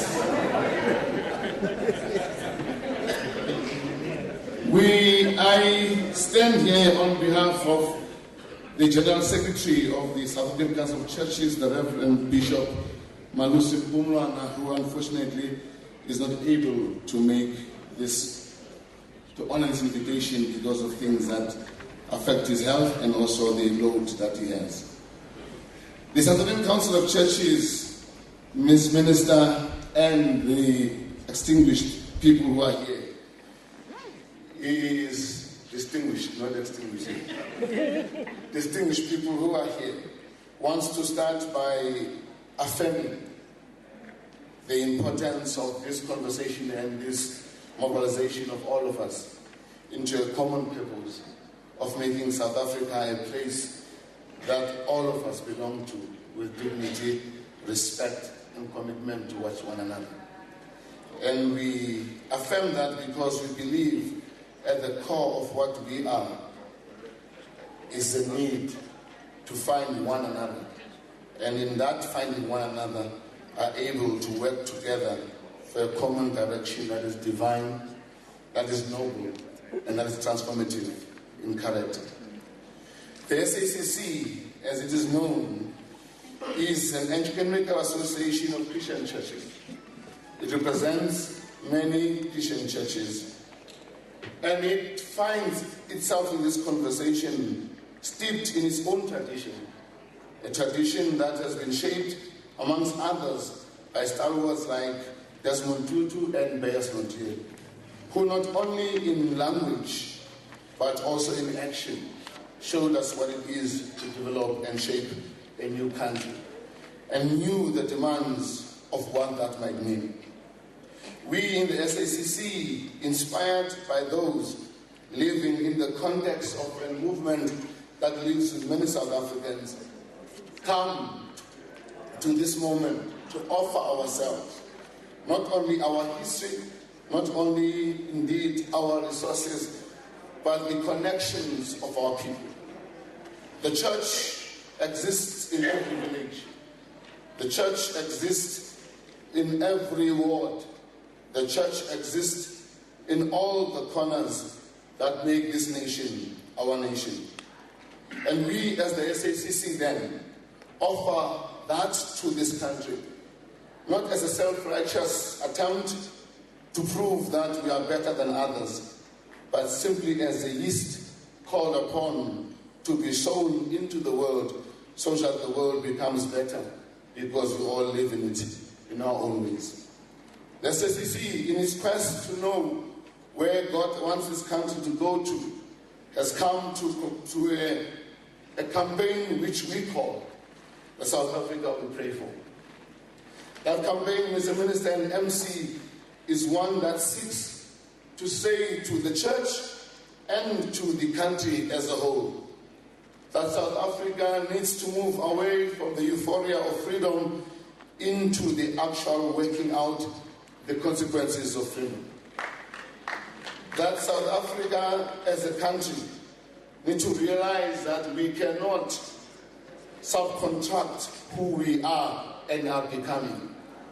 That South Africa cannot give itself to be defined by others in order to find itself. That South Africa have to find ways to master not only its collective memory, to master not only its collective commitment, to master not only its collective wishes and dreams, but also to master its collective sacrifice in creating that which we believe this country needs to be. In order to do that, the Council of Churches believe that South Africa has to start with what we call a healing and a reconciliating, deepening journey. And by that, we mean this. Whether we like it or not, we have to realize that our soul as a country is a wounded soul. That our soul individually is also wounded. That our soul as families is also wounded. That we could not live through the trauma of a deliberate system that sought not only to fragmentize us as communities, but that also sought to destroy the internal understanding of personhood, and emerge with that and accompany that with a violent system that made us know no other way to speak except to shout or to shoot or to detain or to shut down. And if we emerge from that, we have to acknowledge that that woundedness has deformed who we can be at our best. And there's a need for us as a nation to confront that woundedness, not with the sense of being defeated, but with the sense of understanding that deep in our own souls, in our own hearts, there's agency of transformation. And therefore, the urgent call of our time is to look ourselves as a nation and realize that our healing has not yet found its full completion. And we now must stand together and confront that. And we also say, as part of that journey, we also need to realize that the family is one of the most destroyed instruments of our history. We have come to discover that close to 70% of young people don't know how to live with both parents. We have come to realize that many fathers are absent. We have come to realize that with the pressures of work and all that it brings in our own situation, our nations, we have delegated the rearing of children to our aunties who are supposed to clean our homes. They have now become the mothers and fathers to the children themselves. And we are saying to ourselves, if we cannot confront that reality as a nation and put back the family at the center of what it is to be human, we are releasing to the world people who don't know what it is to be responsible. People do not know how to live in a way they are accountable somewhere. People don't know what it means to give up their resources, not for their own individual and their benefit, but for their families and also. And we believe as the council that needs work. We believe as a council that we can't talk of reconciliation where poverty and exclusion is pervasive as it is. That it is an illusion to tell people, don't worry, as long as Bafana wins, as long as the Springboks wins, we will be fine. We cannot say to our people, as long as you come to rallies and we make grand statements in rallies, you should be fine. Something needs to say to them that poverty, that exclusion is a common cause for all of us. That those of us who have the fortune to have something to eat, not out of commitment to charity, but out of commitment to justice, begin to say to themselves, I will give myself as a gift to the nation, so that my class position, I need to betray it as I transform the livelihood of others. So therefore, poverty and exclusion is a key area of serious commitment. We say part of that means the economic transformation of this country is something that we cannot play down. We cannot talk of racism and allow ourselves to be derailed by Penny Sparrow and don't go to the JSE and look at it and say to ourselves, the voice is not vulgar, but the consequences are more devastating. How is it then that we as a society can look at that and ask ourselves those questions? And then the SABC says, if we are going to transform this nation, we have to deal with anchoring democracy. We have to find a way to make our people participate in the running of their country. Our people should learn to realize that democracy is not about electing somebody to do the work. That democracy is not simply about making sure that every 5 years we go and vote for somebody. Our people need to realize that at the core of democracy is taking upon each individual the responsibility of reshaping this country. And that responsibility means from making sure that the elections go well. And the SABC offers itself as an instrument to be monitors when those elections take place. But it moves further to say we need to hold each other accountable. The SABC says we cannot be silent when resources that must serve our people are being siphoned and are being destroyed by some of us whom we have trusted with the responsibility to take care of our common purse, and they've decided to use the common purse as a way for them to enrich themselves. We need to raise a collective responsibility that says to our people, bribing a metropolis in order for you not to get a ticket is something that we need to be intolerant to. We have to take responsibility in anchoring those institutions that build our responsibility together. And when we do that, the SACs believe the project of South Africa that is not only ordinary, but that is extraordinary, is one that we can all share together. And the world will not only be marveled by a lack of a civil war, it will be inspired by a new dream that has emerged from a people of great nobility and divine inspiration. Thank you.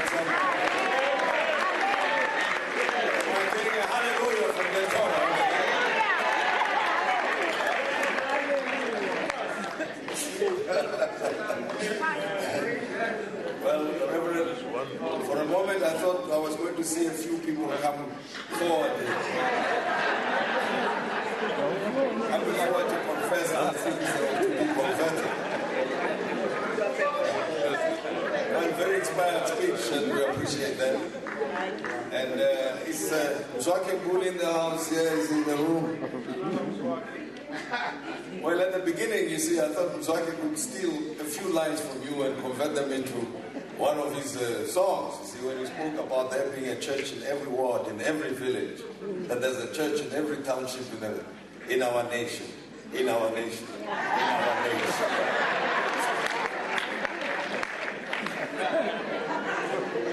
All right, let's continue with the proceedings, and we've got a bit of life. I can feel, you know, so for those who've not been to church in a long time, you feel like you've covered up.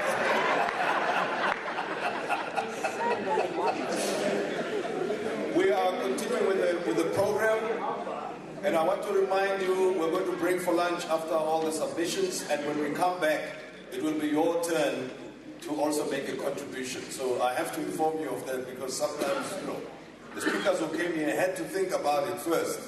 So don't, after lunch, ask to speak and only then start to think about what you want to say. I tell you, I deal with this business every day, and it can be very frustrating when you are talking to someone and you can tell that it is only at that time that they are thinking about what they want to tell everybody else, right?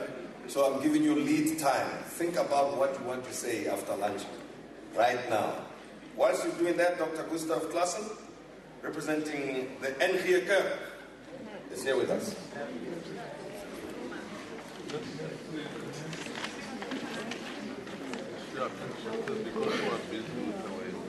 I think it's a bit unfair to give me a chance after my colleague inspiring words. You know, I'm from the NG Kerk, or the Dutch Reformed Church, and they are notorious for their paper dry sermons. So luckily he was first. First of all, a word of gratitude to the Minister and organisers for inviting the NG Kerk to be part of this meeting. Thank you for the privilege to be part and possibly contribute to a convention on an important theme of nation building, cohesion and reconciliation. Nation building seeks to create a strong national identity that recognizes the diversity and historical narratives of its entire people.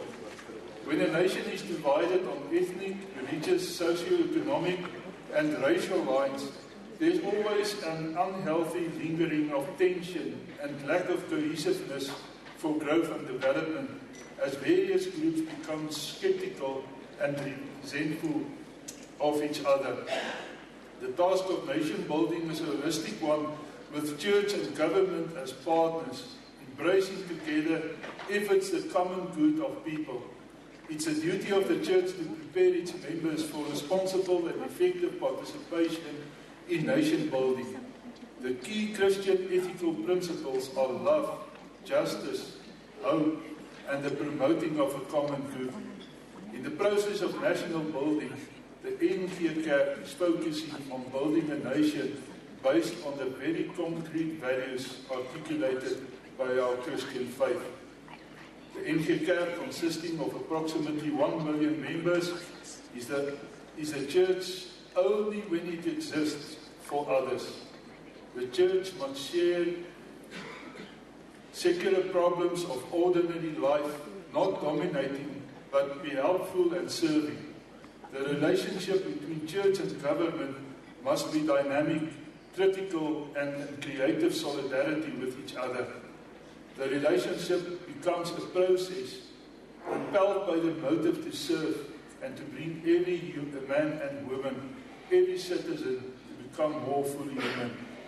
The restoration of wholeness and dignity to many millions of people and the environment requires a massive response and participation of Christians. It is a theological and ethical task that ought to be perceived as an act of genuine respect for justice, equality and fairness. It is holistic and transcends boundaries of race, nationalities, cultures and ideologies. Our task as the NG Kerk is not to hold back and be indifferent to others, but to be a genuinely prophetic witness and builder of a South African nation and broken lives in our quest to fight and speak against all forms of systemic evils with love and justice, without prejudice of the other. How can the Church or the NG Kerk contribute? The basic fibre of the unity and cohesion of the South African nation is being challenged. The present injustices and social ills that engulf our land are a testament that in the past 22 years we have fallen short of the post-apartheid promise of a just, reconciled and equitable society, free of racial, tribal, xenophobic and gender prejudice, free of corruption and with enough food and shelter for every citizen and for each child born to grow to their God-given potential. Thus we have fallen short in our efforts to heal the wounds of the past and bring about lasting reconciliation based on equity and justice, reconciliation and peace. The Church will not only continue to pray for unity and cohesion, spreading love for one another. The Church, as part of its calling and witness, is concerned and wants to address the following: the huge levels of poverty, inequality and employment. In addressing poverty, the NG Kerk is always looking creatively to enlarge its 1 billion per annum budget to empower and support the more than 5 million marginalized people of this land. With its EDC programs, early child development programs and other educational programs, focusing on grade 11s and 12s, the NG Kerk is committed to address, through its 1,200 congregations nationally, the problem of the high dropout rate of school children. We are distressed by the plague of extreme violence, rape and domestic violence, marriage dissolution and social strife, which may be well linked to the rising household economic stress. In this regard, we embarked on a season of human dignity, together with our family of churches, addressing with a variety of projects and programs these evils. We are alarmed by the degree to which we are still a traumatized nation and how that plays itself out. This is evident in the way racism is still well and alive, and also includes the way we respond to any misdeed occasioned by foreigners. In this regard, we made various statements on racism, developing material that is used in the NG Kerk in other denominations. We are also in partnership with our brothers, the SABC, instrumental in the organizing of reconciliation meetings between ex-conscripts and ex-freedom fighters to bring healing and reconciliation about. We are in need to have a wider discussion about restoring the moral order with a basic set of values and the determination of what becomes an un-South African conduct. the NG Kerk wants to be part of this discussion. To combat these challenges, the NG Kerk is focusing, positioning itself with an infrastructure, passionate members and resources. It is important that Christians make a strong case for being actively involved in nation building. We do it because it's our moral obligation to reach into our own Ubuntu by recognizing the humanity in others and our responsibility to the greater environment of society. Thank you.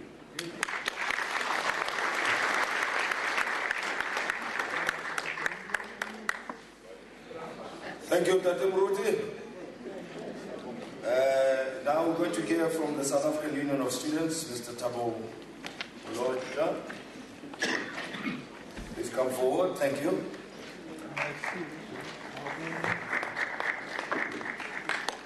Thank you, Program Director, Tim. Ladies and gentlemen, ministers who are here, I greet you all. Minister Mthethwa, I would like to give you an example of what happened last year when we were invited to join a group of South African young people in a China Africa youth program. As young people who left the country, there was about 50 of us. And the 50 of us, the first thing when we arrived in China, instead of them taking us to the high tech and all the expectations that we have thinking about China from the African continent, they took us to their cultural and heritage side and taught us about their culture and their people. And that was the first lesson that we learned about the people of China and how they conduct their affairs. The second to it then took us to Shanghai Olympia Museum, which is more of a sporting activity that they take pride in. Then the other things were the last part in our trip around that side. I think I must thank the invite that has been given to the South African Union of Students. One of its founding members in the first NCD, Comrade Yeshet Pillay, who was part of the First National Executive Committee. At the time, he was a student and a student activist at the University of Cape Town. I must thank also your hardworking team, because we got a very unusual call at 7 p.m. being invited to this event. But once we're invited at 7 p.m., we know that there are people who are committed to work, and they were given odd hours to ensure that programs like this they indeed happen. And I think for that, we must thank the team that is working with you in your office.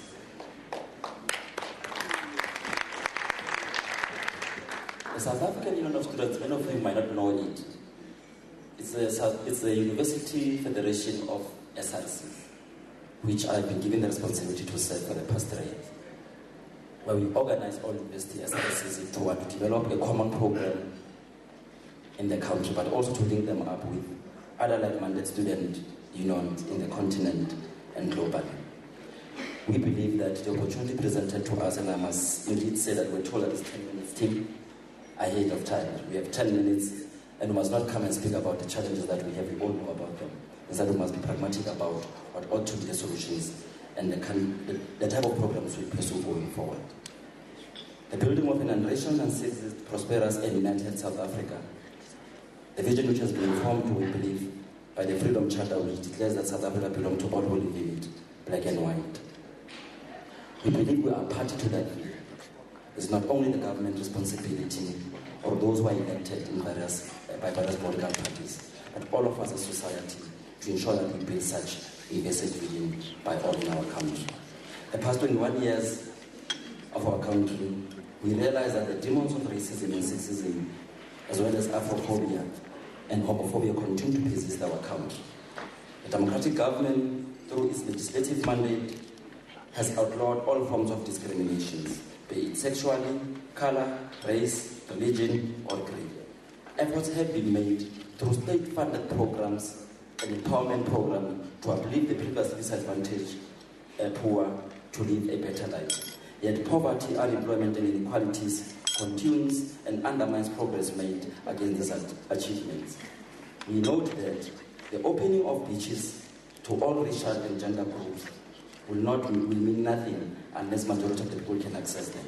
The free Wi-Fi service in Pretoria and Johannesburg will mean nothing if majority of the people can't afford a gadget to access that particular Wi-Fi.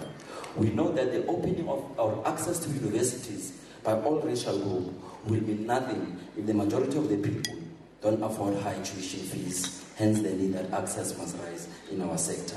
The inequalities of this country, poverty and unemployment, must be dealt with and resolved, and that one must be one of the things that must unite us as a country going forward. We agree, Minister, that this is not necessarily part of your responsibility, but in terms of government having interministerial committees, they should be able to look into this. SAUS believes in the 4 pillars of the nation building and social cohesion as informed by the Social Cohesion Summit of 2012, which identifies diversity, inclusivity, access, and shared values.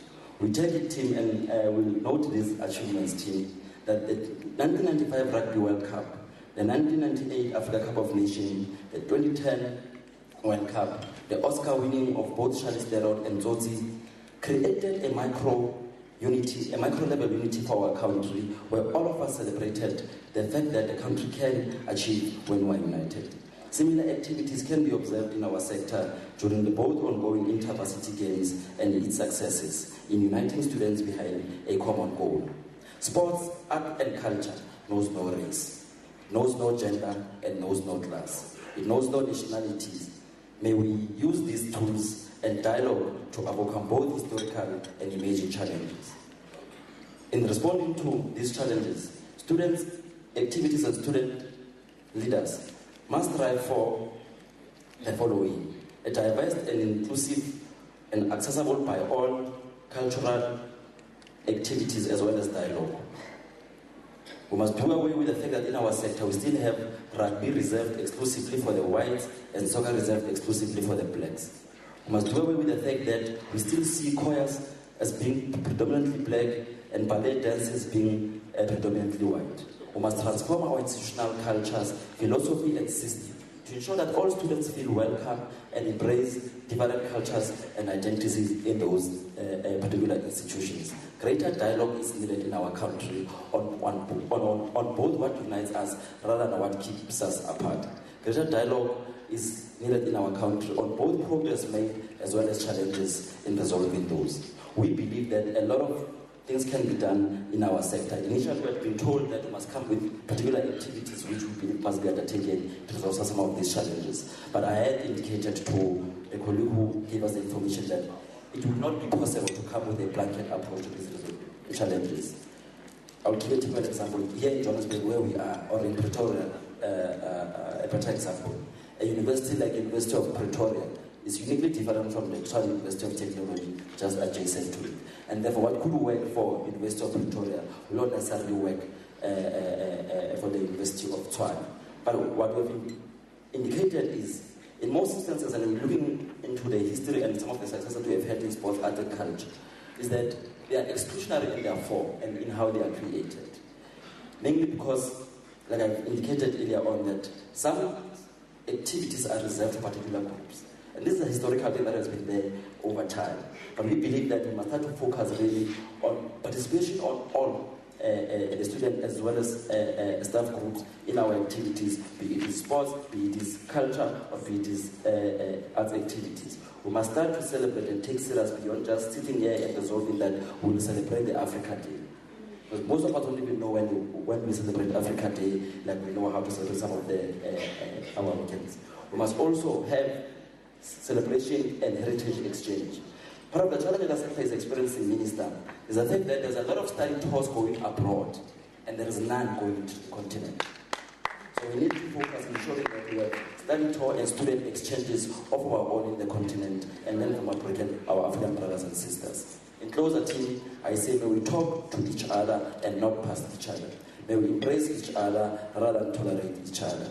There is beauty in our diversity. Let us celebrate it. It is in our hands. And I thank you.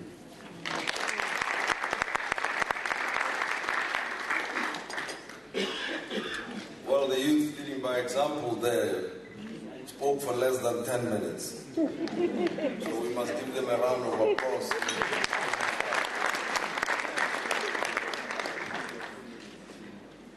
No, thanks very much for your submission. Tabo, we do take point. So I thought for a moment you were going to say ballet must fall and the choirs must rise or whatever. So you are calling for them to be put together, right? And maybe even call on the white community to join in those church services run by the different prophets and so on. Just for a bit of religious experience. Dr. Klassen, it wouldn't harm to go and attend the pastor or prophet in Boros. And also your other version of how sermons are conducted. Where are you based, Dr. Klassen? In Pretoria, well, it's easy for you. You just call the guys in Harambo and Social Movement and All right, let's continue with our program. Mr. Tembikos is also from the South African Youth Council. And once we do that, Kosisipo Matlambu, please come forward. Fathers Mangaliso and Katra as well, please come forward. And Matt and Isabalwe, please take your places now. Thank you very much, Program Director. I won't be wasting much time on some issues and greetings, but thanks for the opportunity that you have afforded as a comrade minister. I'm deliberately saying comrade minister, not honorable, because I'm just an activist. You might have seen that I'm not holding a gadget, no carrying a laptop, no having a prepared speech. I think most people have correctly, or in a more diplomatic way, called for unity, standing together. But is that realistic? I think we must push it further. When we are saying let's stand together, let's be united, what about those who are not prepared to unite? There are those elements that still don't want to accept our own democratic breakthrough. I don't think a minister would be doing justice to sit here talking nicely about each other as if everything is well. We will paint a rosy picture when all is not well. We know for a fact, an example it has to be, I've made it previously, that the remark by Penny Sparrow, it was not because she hates black people per se, but the crux of her message, it was protection of her own privileges that she used to enjoy in the past. Probably black people used not to go to that beach. Now you see many of them flooding towards my own comfort zone. Therefore, they should not come to where is my comfort zone. That's the main issue. Now, privilege is the one that has made us to gather here. Because one group protects its own privilege that it acquired on the basis of our previous apartheid era. Now, when you see that one group is growing and is challenging our own comfort zone, that's when we start to have problems. Hence, you see today that there are issues with BE, there are issues with affirmative action. One example that we have to look at, you have one organization by AFRA. When we speak about your economic transformation, whenever our own progressive government starts to pass certain pieces of legislation, it's taken to court. And in most instances, they win those cases in court. Because of what? Our own constitution. They are protected. Now, if we can tamper with that constitution and change it, number two, our own submission that even our judiciary is still untransformed. Hence, they are quickly running to courts and win. So we can speak about economic transformation, deregulation in the economy. As long as we have not tampered with the judiciary, the constitution will still come back 10 years to come, minister and sit here again, would have done anything. And racism will still exist. Hence, I am saying, one submission aside, what we want to make is that one, let's transform the judiciary. Two, let us reform the constitution. If we are to tamper with our own economic structure, because the base of our own economy is protected in the constitution. That's why it is very difficult for the government to move forward with its economic transformation agenda. That's one submission we want to make. Second, the same as this dialogue, say, comrade Chad, we can say we do commit ourselves aside, we do dialogues, etc., etc. And you'll find where this dialogue is being done. Kaelicha, Laga, etc. You won't hear that a dialogue has been done on racism or Constantia.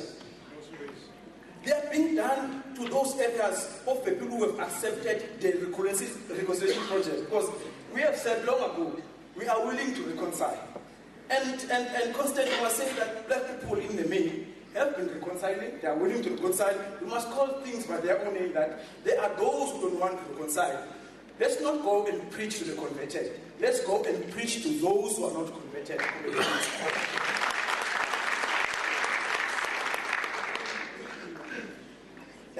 One last issue on media that I think Uba Mpumelelo has touched on, and I'm glad that the Minister of Communication is also here. What we're being fed on a daily basis in the media is not really what we ought to be building in terms of cultural consciousness.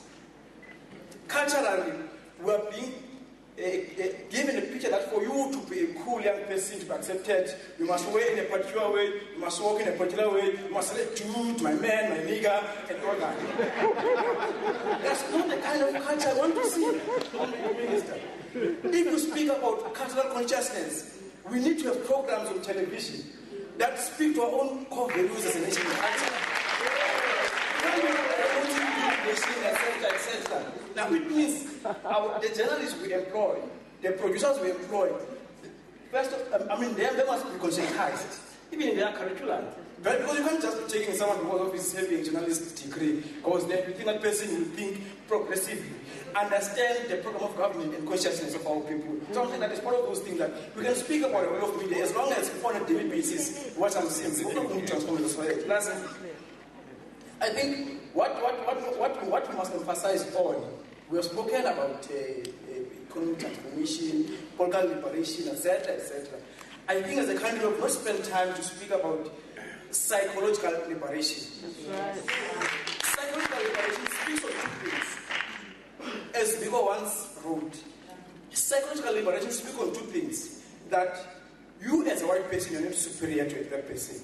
You as a black person, you're not inferior to a white person, but we're all human beings.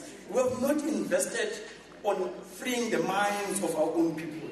Even today, we still think less of ourselves. Even still today, we still think that we're big because of our own privileges, because of our own color. Means I think one of the projects that your department must invest on, psychological liberation, and media will play a huge and a big role to that. But for some other time, we need to speak at some point, if the time was enough, on what do we mean by non-racialism, what do you mean by anti-racism. There seems to be an overlap between the two, as Mamluli has touched on. Whether do we strive for an anti-racial society or a non-racial? If not, what does this two mean? Do they contradict each other? Which is the best way that we can talk about? I don't have much time to speak on. As I've said before, we can be united, we can preach standing together, but we must also speak about those who are not prepared to stand together with us and unite with us. Thank you very much.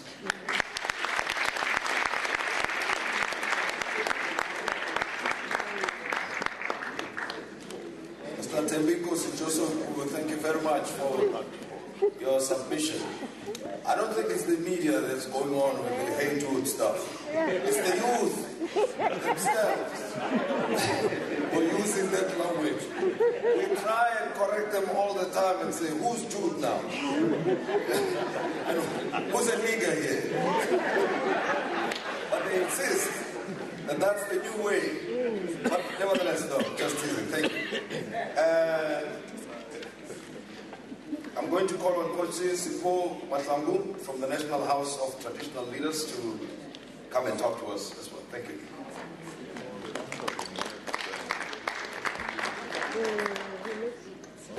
Thank you, Honorable Program Director.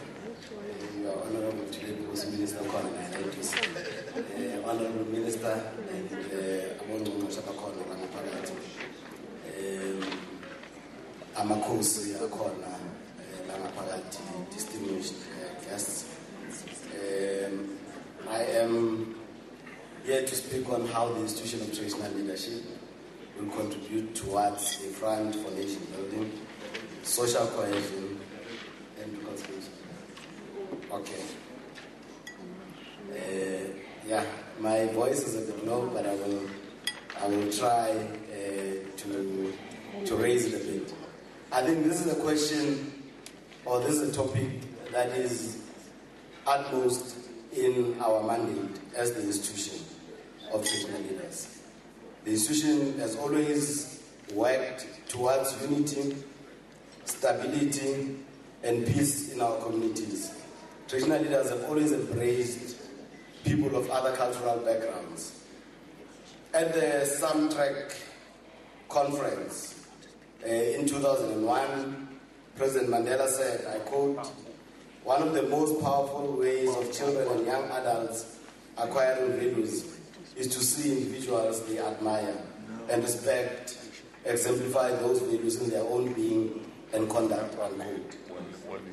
Leadership requires that all those in position, including members of parliament, should display and conduct themselves in a manner that promotes social cohesion and tolerance.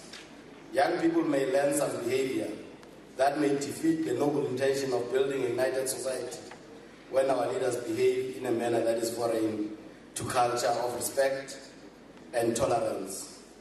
As traditional leaders, we are at the coalface of the community. But the community that we lead is a community that is the poorest. It is the community that has been confined previously to homelands, or to what they used to call as black reserves. It is a community that is still looked down upon. It is a community that comprises of farm laborers that are still racially abused and underpaid.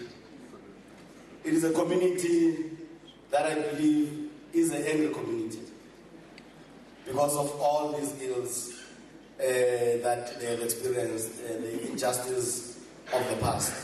But yet it is a community that is a forgiving community. It is a community that has accepted reconciliation. It is a community that has embraced reconciliation. Even us, as the institution of traditional leaders, I think whenever one stands up and when people see a young person, they always expect to see a very old person. They always expect to see a person that has not gone to school. They always expect to see a person that is not willing to transform. But yet we are an institution that looks forward to transformation. We're an institution that forever works towards transformation. So as we do our work, I think what is most important when one was listening to other presenters is that we need to find a way of how do we pull those that are not willing to transform. How do we bring them closer as the institution? How do we engage with them? We are of the view that interventions that are needed, we have the view that one of the interventions needed is to create a platform for the youth, for an interface between the elders and the youth. It is well known that customary law and custom is mainly unwritten, but known by all. I would put that in inverted commas. Known by all. We assume that it is known by all. But I can safely say that our youth do not necessarily know what we are talking about. And I think as the institution of traditional leaders, we are in the process of changing that. We are partnering with the University of Cape Town, the research within the institution, and other universities, international universities, where we want to start a process of writing some of these customary beliefs. We know that culture is dynamic. We know that customary law is a living being, but we need to document so that people can always have a referral point. Even when it changes, it transforms, we should be able to write that. Some of the customary practices that we are in charge of the institution, they also need to be reviewed in order to be in line with the dispensation we are now in. So we are busy with that process where we are also transforming and reviewing some of the cultural practices that are not in line with the Constitution. Once that task has been completed, it will be taken to our people so that they can have a say in what we are proposing as the institution. Once we have a buy-in from those communities, because each and every culture, I think it evolves over time. So we need to ask ourselves, in some of our cultural practices, that as we do this, is it still necessary to do it this way?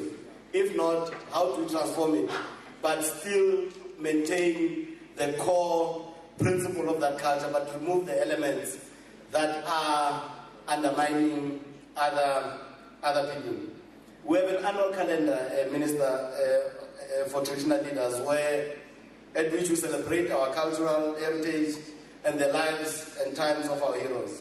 At these events, we communicate messages of peace, stability, patriotism, self-pride, nation-building, social cohesion, and reconciliation. We also embrace the spirit of unity in diversity. I think almost each and every week, even traditional leaders that are here, they have that responsibility where each and every year they would have those cultural and heritage celebrations. And in those cultural and heritage celebrations, government finds a platform to be able to address people on messages of social cohesion as well as nation building. We also invite other stakeholders that are also serious in terms of social cohesion to be able to come and partner with us and be part of these calendars and be able to speak during this event so that we can build a nation that we will all be proud of. In this way, we will be giving effect to the 2012 Social Cohesion Declaration to mobilize society in its entirety to work together to build a caring and proud society based on shared values, a vision informed by the principles of constitutional democracy, Ubuntu, human rights and equality, non-racialism, non-tribalism, and non-sexism, inclusivity and social justice, redress and transformation, intercultural and community cooperation, social solidarity, empowered, fair and inclusive, active citizenship, civic responsibility, unity in diversity, national consciousness and identity. And we also want to afford, I think Professor Mohoro did talk that they want to engage with the institution, that the institution, our traditional councils would be open for us to be able to dialogue. I think there may be things that the institution is doing that may not be correct. And I think during those dialogues, I think we can discuss those things, and then we transform the institution together. As I conclude, the role of the institution of African reality must be enhanced in giving meaning to issues of identity, national unity, and re-engineering of social institutions, especially family values, traditions, culture, and spirituality. Nation building without culture and spirituality is like a human body without a soul.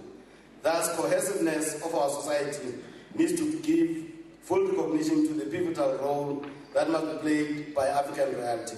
Some of the work that is done by the institution will feature prominently when the state president opens the National House on the 26th of February 2016 at the Old Assembly in Cape Town. Pula.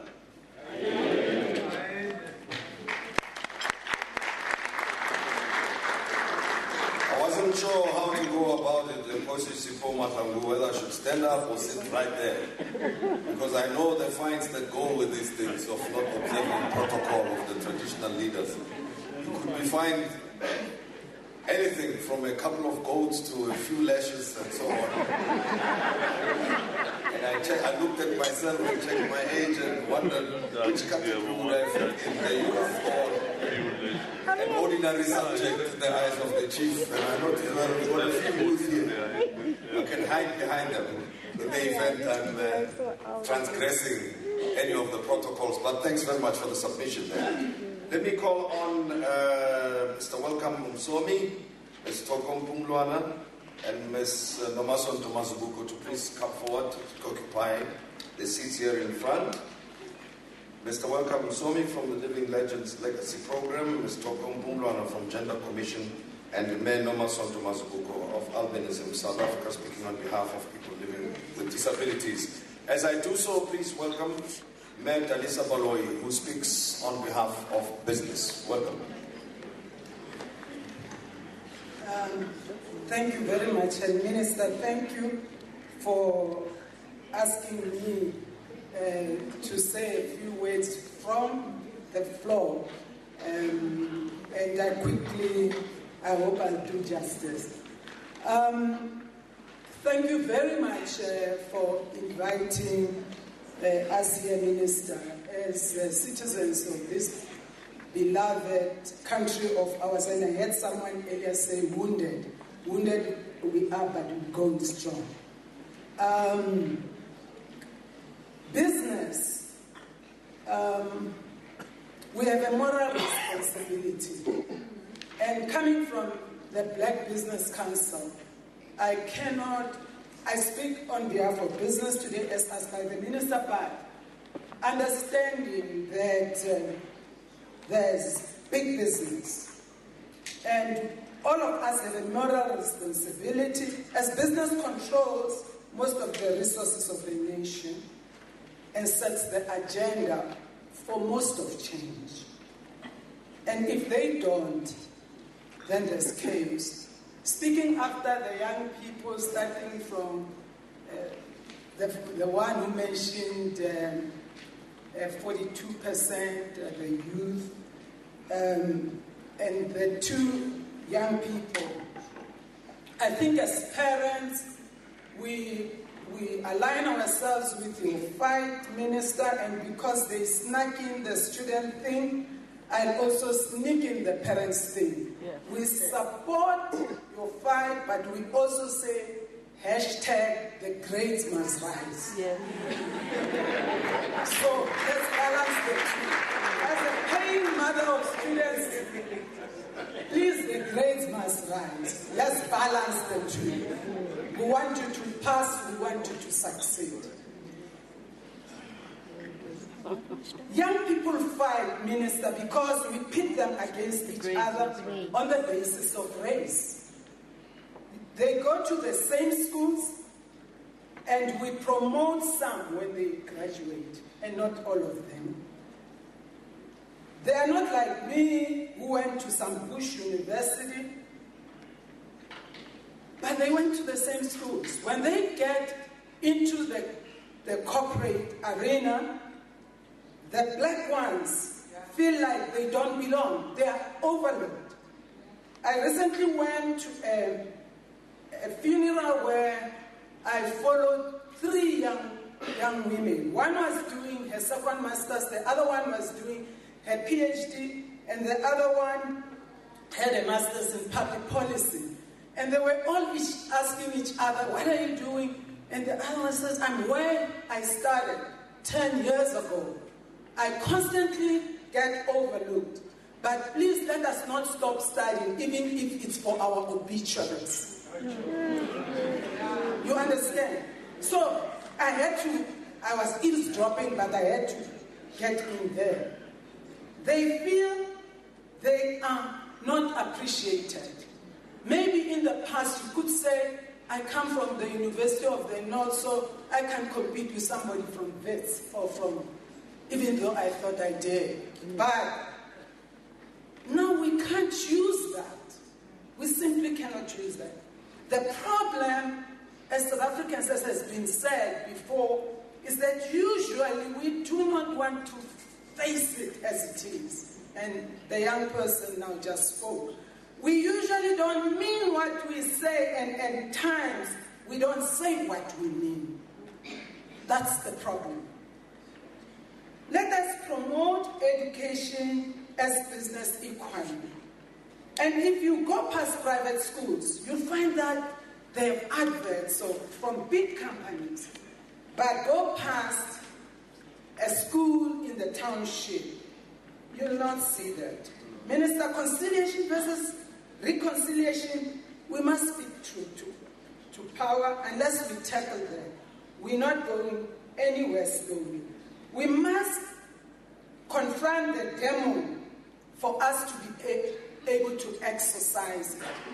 If we don't, we'll be indeed speaking about this next year. If you look at, somebody spoke about sports, I had written here quickly that we have an Olympic team that is going to Rio later this year. That Olympic team has no money. Nobody's putting money into Team South Africa with many sporting codes. But look at the money that is put into rugby and cricket for one team. Huh? Why can't we equalize it so we reach more people? More people. So some of this racism is subtle, so we don't see it.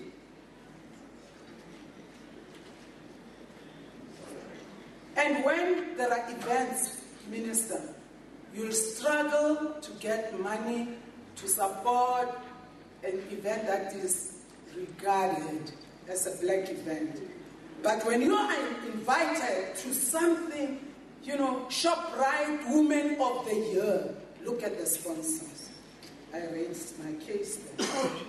So we must be vocal about it. We have become bold as South Africans in our skins. We really do not realize the harm and the damage that we are causing to our nation. As we pronounce the things that Minister spoke about, that we say today, and then tomorrow we apologize. So we racist today, tomorrow we apologize, then we are okay. But the damage is done already. We must stop people, Minister, and I'm glad you said that. We are working on something that will stop people from being blatantly racist, because it harms the psyche of the young people. I always like to tell people that you might think it's not harming you. I left this country to go to school in another country. And when in one class I got the highest marks, I didn't think it was me because I was the only black student. And I was a young activist in South Africa. We are equal. But in my psyche, somehow I still believe I wasn't good enough. I didn't believe I deserved to have an A+ and beat all the students, all white. You understand? So as somebody calls people names, it has an indelible effect on the young people. So we must deal with it, change it. If we don't change it, our children will spit on our graves because we don't want to bequeath a racist nation to our children. As business, we tend to be selective in our display of disdain. We saw the media houses, and I'm glad Mr. Kabela is here, taking ads, print media, radio, television, or no to xenophobia. And that was good. But our silence was and continues to be loudly deafening on the issue of racism. How many ads have we seen the media take up? Say no to that, nothing in my name, racism must fall. You don't see them, they are not flighted. We need to take a stand that will remind us every day that we are a wounded society. Racism is at the heart of inequality in business. I'm old now, so maybe I could have been a casualty then. But I don't believe my twins need to be casualties. We can't call for international investors when our institutions do not want to invest in our own nation, and we don't understand why the rand is not doing so well. By the way, international strife, it's not just South Africa. Like we get to read every day, oh, South Africa is sliding, the government is doing so bad. It's not just South Africa. It's not just South Africa, it's everywhere.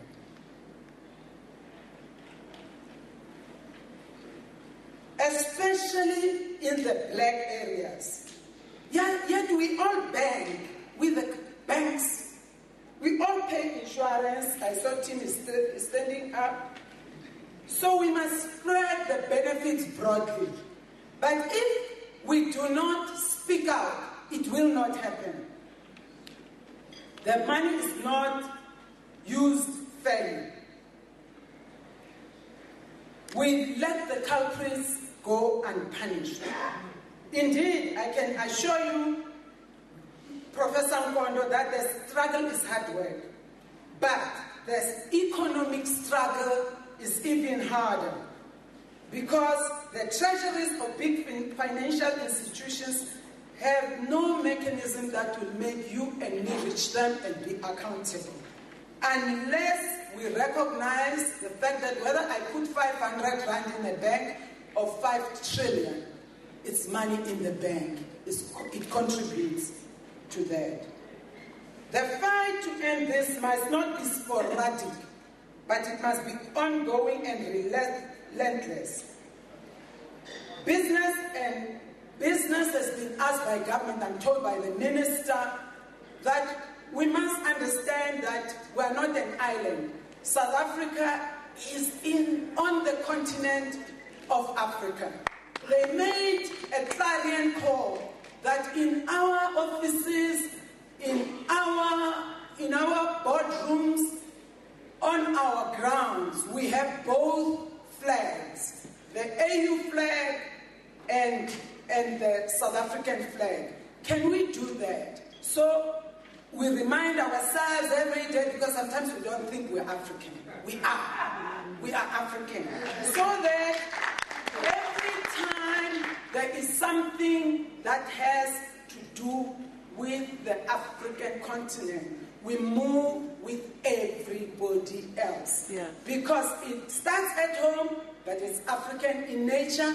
And if it is happening in South Africa, this racism stuff, it is happening all over the continent. So let's rid the African continent of racism, of inequality, of poverty, whose basis is racism. Thank you. Thank you, Mayor Jalisabaloy. Speaking from a business perspective there, and those who were around many years ago would know that he was one of the proudest South African exports of his time when he produced the Zulu version, if I may say, of Macbeth, Umabata, Welcome Msomi in the early 70s, and gave inspiration to a lot of artists in the country, and took the play around the world. It was one of the earliest exports from South Africa at the time. So many artists look up to him, and he's here speaking as chairperson of the Living Legends Legacy Program.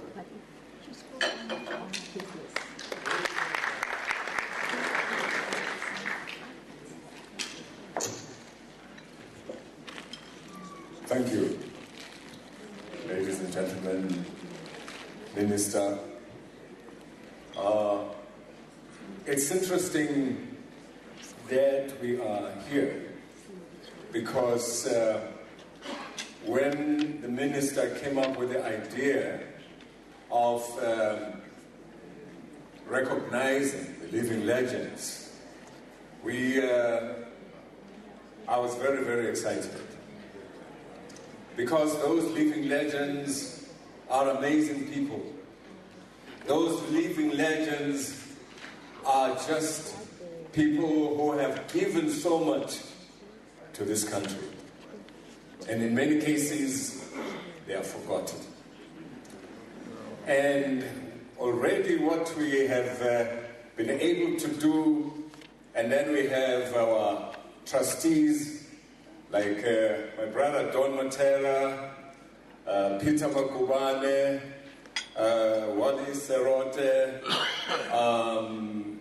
Adele Blank, and Sister Leta Mbulu, to be part of this movement, to share information with the young ones, to be able to say, I encourage you, to say that I want you to know the path or the journey that I've taken.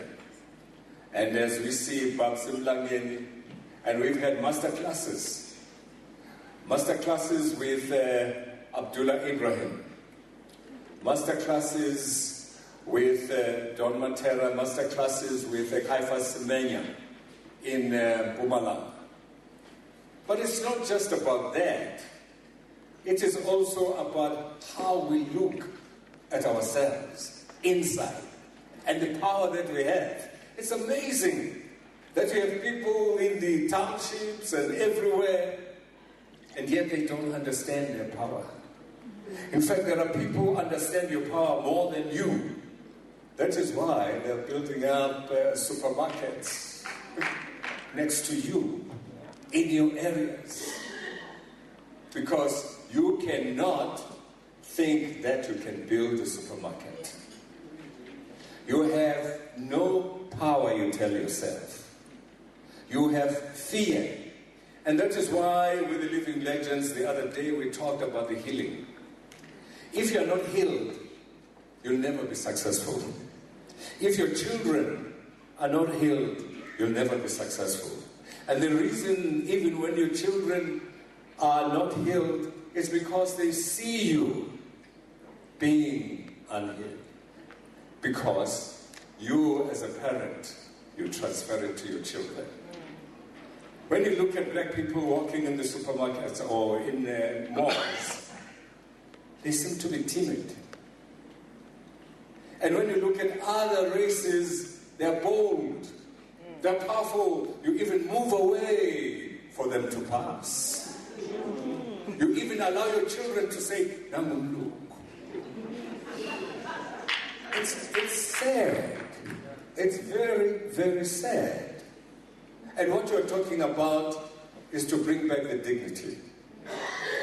We have to have our dignity so that our children have that dignity. You can talk about racism and all those things if deep down inside you are empty. There's nothing that can be done for you. You can talk about how the banks operate nicely. And do they respect you? So that with the Living Legends, we are going to be sharing quite a number of things with the wisdom of these amazing people that we have. We are coming up with amazing things. And we are not going to be coming to you, Nyambos, asking for money. For money, give us the money. But we're going to create our own money. And we are going to have. And I mean it. And we're going to have a network of legends through the continent and beyond. When you look at the African Americans, how the African Americans are not respected, but they have a home.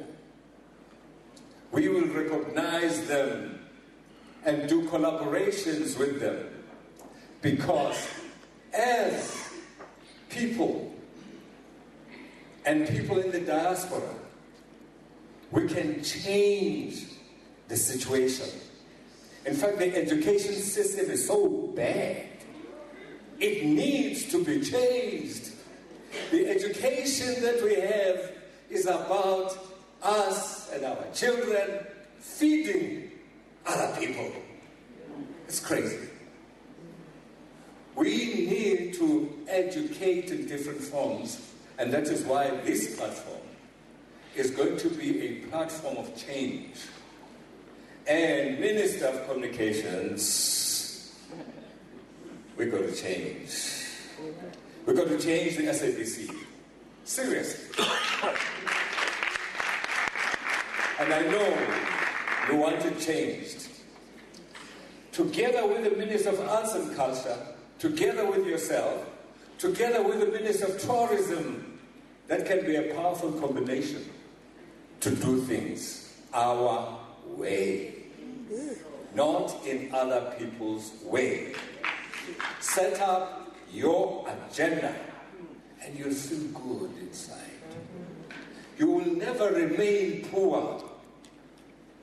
And your children will never remain poor. Why? Because God gave you the richness that is inside you.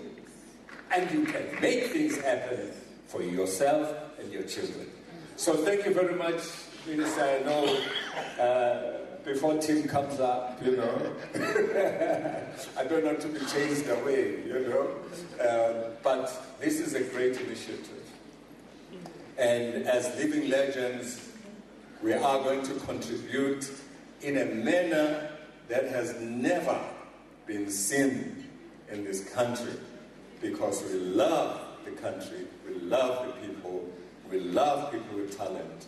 And thank you very much.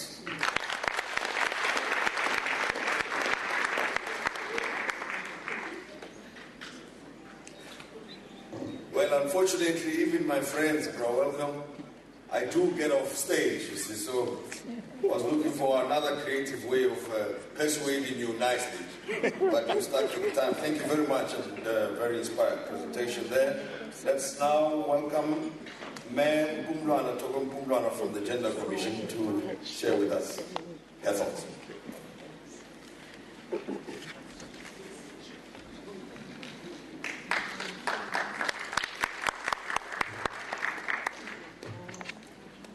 Minister, to the ministers present, the first thing I need to say is that we've got to do things differently.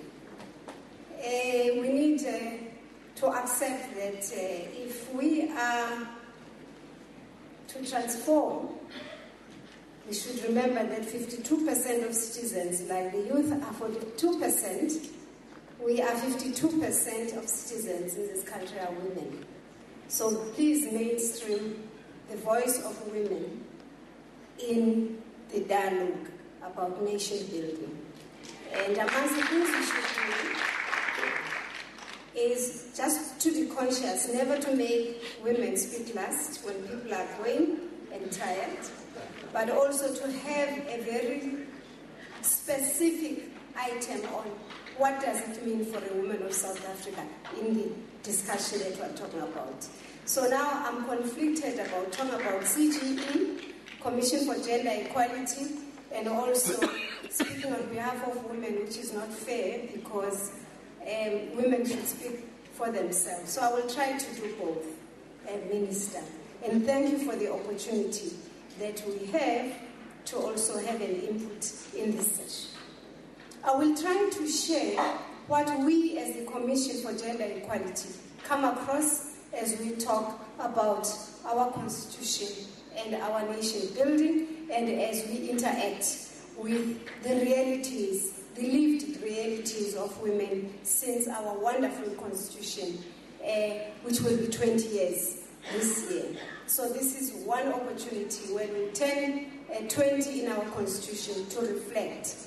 As you can hear, people are beginning to say, let's tinker, let's do something about the constitution because it pinches us somewhere. So that's something in our discourse we must begin to say,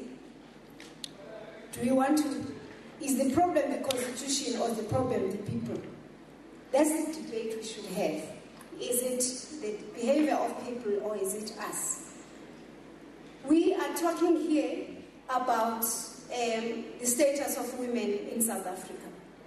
And I would like to say, in terms of the status quo of women in South Africa, we have a long journey that we have traveled. We've had charters written by women. Women have marched, and the issue of non-sexism is mainstreamed in our constitution. We have strong legislation. We are very grateful for the legislation and the constitution that has embedded non-discrimination and non-sexism. We have gender machinery. We have the Office on the Status of Women. We have Women's Ministry now. We have the Gender Commission. We have lots of organizations that work in this space. And women have been working since 1994. They have not stopped working to try and make South Africa a better space for them to build equality. But what are the gaps that we are coming across as women and as we see at the Commission for Gender Equality. The question is there a backlash on equality between women and men in South Africa? And we argue that we are concerned that there seems to be a backlash. And the people, again, when the affirmative action laws of the country that says women and men are equal are being applied in the public and private spaces, there are voices that will say, we have had enough of women who want to take leadership. We want to make sure that these women, this is not the constitution we're talking about. So the question is there a backlash? We are trying to build social cohesion. So that's the question. Have we arrived where there is no non-sexism? Women are saying there's lots of that, of sexism. There are people who abuse diversity. The fact that you can form your own small group because the Constitution allows you to be who you are, to celebrate your culture, to celebrate your race, to celebrate your gender, it does not mean that your rights must infringe on the rights of the others in your community. And what are we getting? We are getting a situation where women are crying to us to say, we are being abused as women in South Africa. Gender-based violence in this country has gone up. Violence against women has gone up. The voices are not as loud as when you hear people talk about racism. We are very, very impressed that South Africans can come out so strongly against racism, and every minute and every second in our own country, women are killed, women are raped, children are killed, women are raped, and the voice is not as loud as we hear. And so, because someone came here, I think Pumelelo said, my right, when my right is violated, even if it doesn't affect you, speak louder as well. When women are abused, please, let's hear the voice of all South Africans speaking, because we are pushed and it's painful. Access to human dignity, ukuthwalwa, ukuhlolwa, etc. I was very pleased to hear the Honorable Traditional Leader say they are now going to work with people at higher education institutions, I think you said as University of Cape Town, to look at cultural and customary practices that are harmful to women with a view to aligning them with the Constitution. All we can say as the Gender Commission is forward to that thinking, because that's what we want. We don't want cultural practices that go against the Constitution. We are against child marriages, and we still have child marriages practice here. We have female genital mutilation in the name of culture, rising in the culture, and we are not hearing voices against it. So we're very happy that religion and culture and the place of women. We have LGBT, lesbian, gay, bisexual, transgendered, and intersex people, especially lesbians, being killed in our community. What do you hear? We hear people saying, in any case, it's not our culture. Are you going to throw away your daughter or your son because he's a homosexual in the name of culture? Our Constitution protects the right of people to choose who you are, and sometimes they don't choose who they are. They are just who they are. So the question is, how do we embrace the Constitution? It is a very challenging Constitution.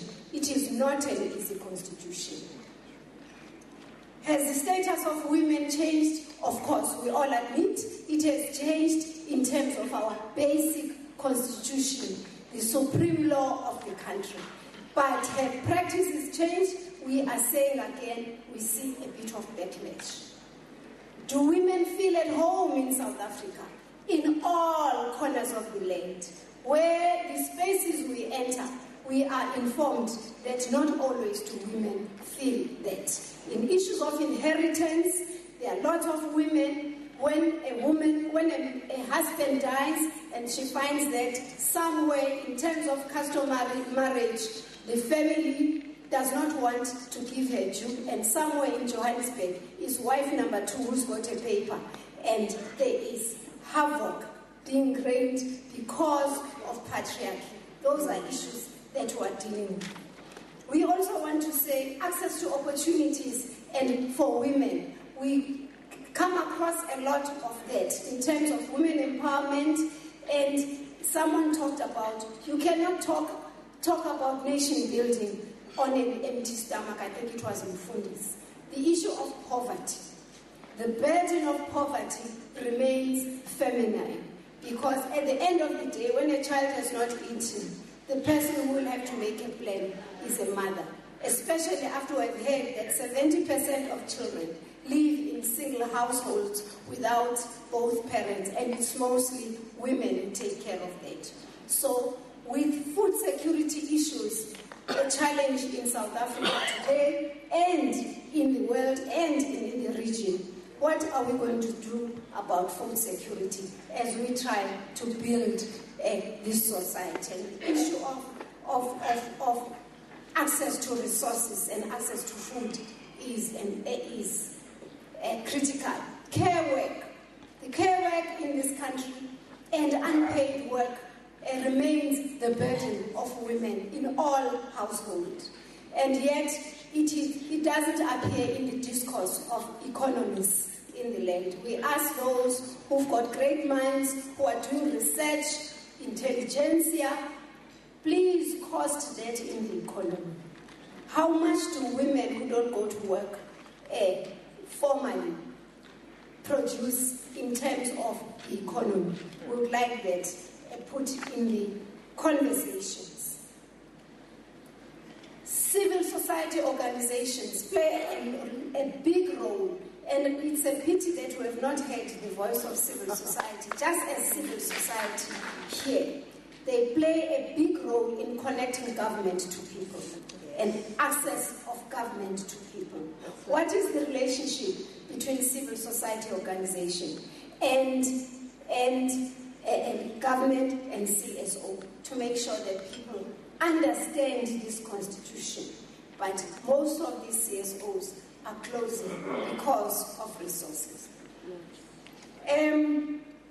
Again, the question that we need to ask before I close is, whatever we do when it comes to gender mainstream, ask yourself, is it fair? Is it just? Is it legal? Is it a reasonable? Would a person under this constitution, a reasonable person to it?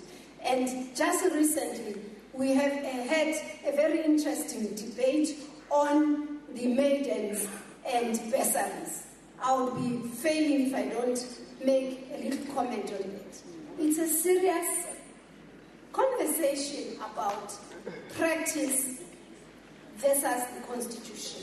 There are things we would really like to do, but what does the constitution say in terms of rights and freedom, equality, discrimination? Our laws are very clear, and therefore we ask the department, maybe it may be helpful, allow women to dialogue and have this sort of a dialogue, just as women, a huge one, where you will hear their voices from women themselves. What is pinching? How are they contributing? Because they already are contributing. And how can we make sure we mainstream that contribution? And how can we make sure they build this nation in a manner that we want it to be built, so that all that can then ensure that we build the South Africa we want? Thank you.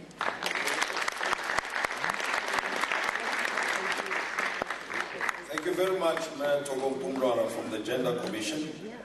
We are just about to break, but before we do that, we're going to take one last submission, and I have to advise you again that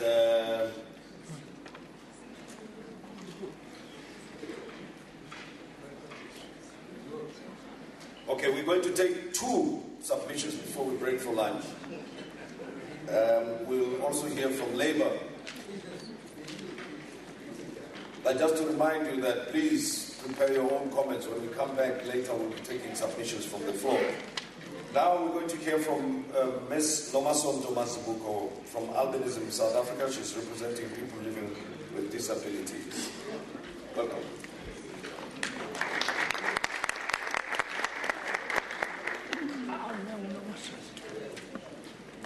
Minister and all the ministers that are here, thank you very much for the invitation. Okay. Thank you very much for the invitation. Building a nation.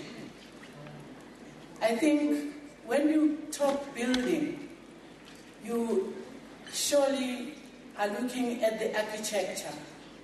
Somebody has looked at the architecture, and as we gathered here this morning or today, we're building all the building material from different avenues, Minister. I'm here this morning representing disability. Disability which is looked at 2%. Wherever you go, they say the structure will allow 2% of disabled people. Disability in this country has been a wheelchair and a cane. Allow me that I'm going to say nothing about us without us. Specifically, I want us to look at and journey with me with the albinism being recognized by the United Nations in the L25 to say albinism has been there, is now recognized as a disability. And when you get into the disability arena, people look at you not once, but twice to say, yes, it is in a conversation where there are going to be elections and your name happened to be one of the nominees. And people ask themselves,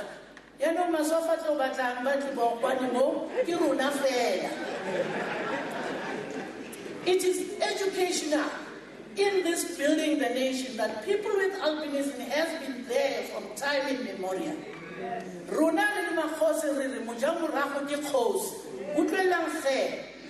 Abantu abane-albinism bafikile eNingizimu Afrika, hayi kuphela Minister eNingizimu Afrika, bakhona eAfrika, bakhona kuzwelonke. But it has been those people who have been discriminated upon. They just came out and outshone. When Ubaba Umsomila Ebeti, people who are black wanted to be white. And it was difficult for us to say, I'm black and I'm proud. Pratim, the person next to you would say, really? Then you would run and come back the next day, dye your hair black. So, because you will even put a glove to say, I'm black and I'm proud. Nevertheless, it is said that albinism is a congenital disorder, and the medical scenario says a disorder. Immediately this child is born into this earth, health comes with a disorder, and parents lamenting. Albinism doesn't only feature to black people only. It is a world phenomenon. Where are the people with albinism when we look at ourselves as a nation? People would call you Amperpas. And you were not white to be white, and yet not black to be black. As we're building this nation, we're taking along all the people of this country, all the people of the world. And I'm saying today, Minister, it is very important, and I'm saying you are doing the architecture. As we're building this nation, we have traditional leaders. We've got traditional healers. We've got our parents, we've got our educators, we've got our medical people.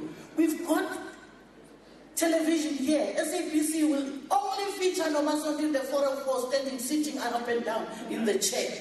What is the significance of those points? Are we aware that albinism needs to be encompassed in the social cohesion as one of those people? You're not born to be a woman, As you stand here as Nomasonto, you were born as a toddler, you went to the early childhood classroom, you became youth. That's why I'm saying, when we were striving to be black and be proud, I was there, but my fist was not black. And my soul was black. That is why I rose through the ranks to be standing here and say, we are going to build this nation. We are going to have social cohesion with our people in the disability arena, and our voices will be heard. Let's go into the religious sector. Somebody, as I'm busy advocating on behalf of people with albinism, sent me a book. And I said to my husband, can I read this book? Because incidentally, 2 people from different places gave me the same book to read. The first chapter was very disturbing, and it would push you to say, if this happened to a person, what is it that these people are telling me? The lady who has written a book is a woman, and she says, I was very excited when I was pregnant of my first child and gave birth to a child that is neither looking like my husband, nor me, nor anybody in the family. But as I was expecting my second child, the question arose within me to say, is this child going to be the same like the child I'm having in the house? Which child happened to be having albinism? As they drove that night to go and tell their in-laws to say, we are very excited, our second baby is on the way. On their way back, unfortunately, because our roads are not safe, not only in South Africa, but everywhere in the world, the family, this couple met with a car accident, and the husband and the firstborn child died.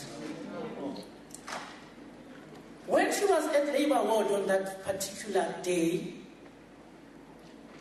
she was seated there and she complicated. She was very angry with God and said, God, you took my husband and my albino child away, though I had not accepted that child, but she was my child.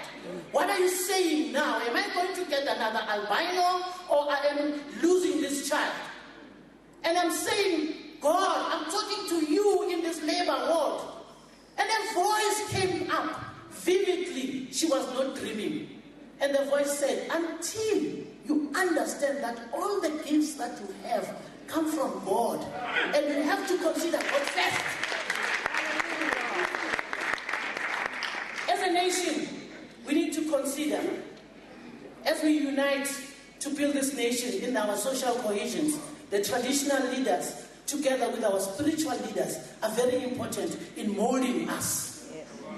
As we go down, Minister, I'm sure you are aware that in the month of August last year, we had a very disturbing situation where a woman was killed with albinism, and the traditional healers were sending young people to go and take those parts and bring them back, chop them into pieces and sell them at a phenomenal amount. Are we saying, are we saying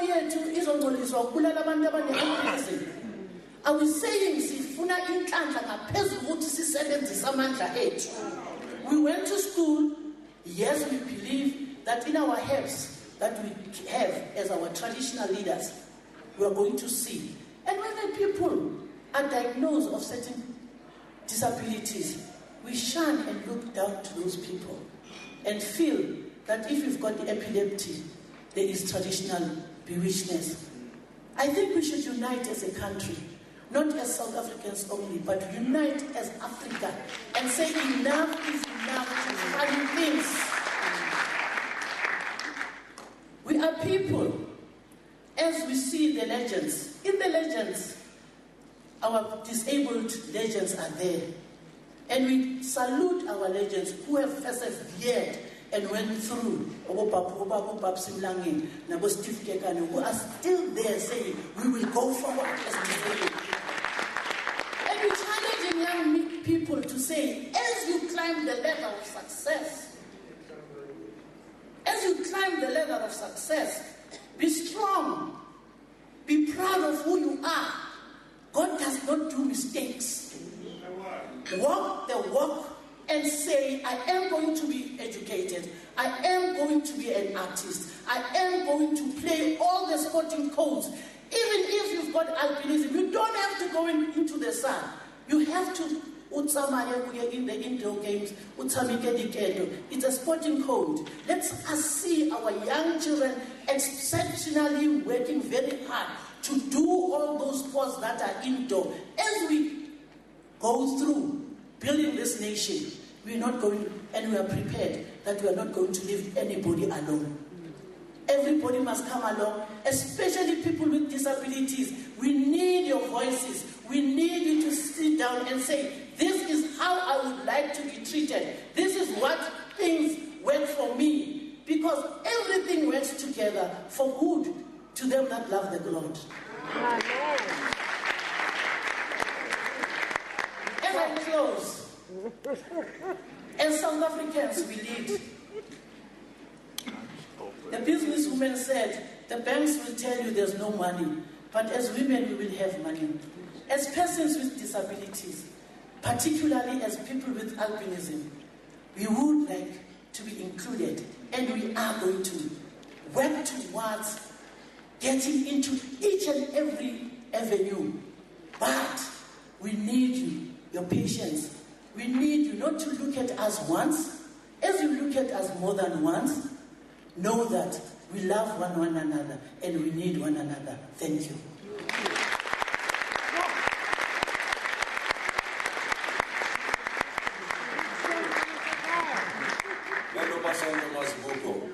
There's no chance that you'll be looked at once. You stand out, you will not be ignored. You know how it is. When you say Amanda, everybody turns around.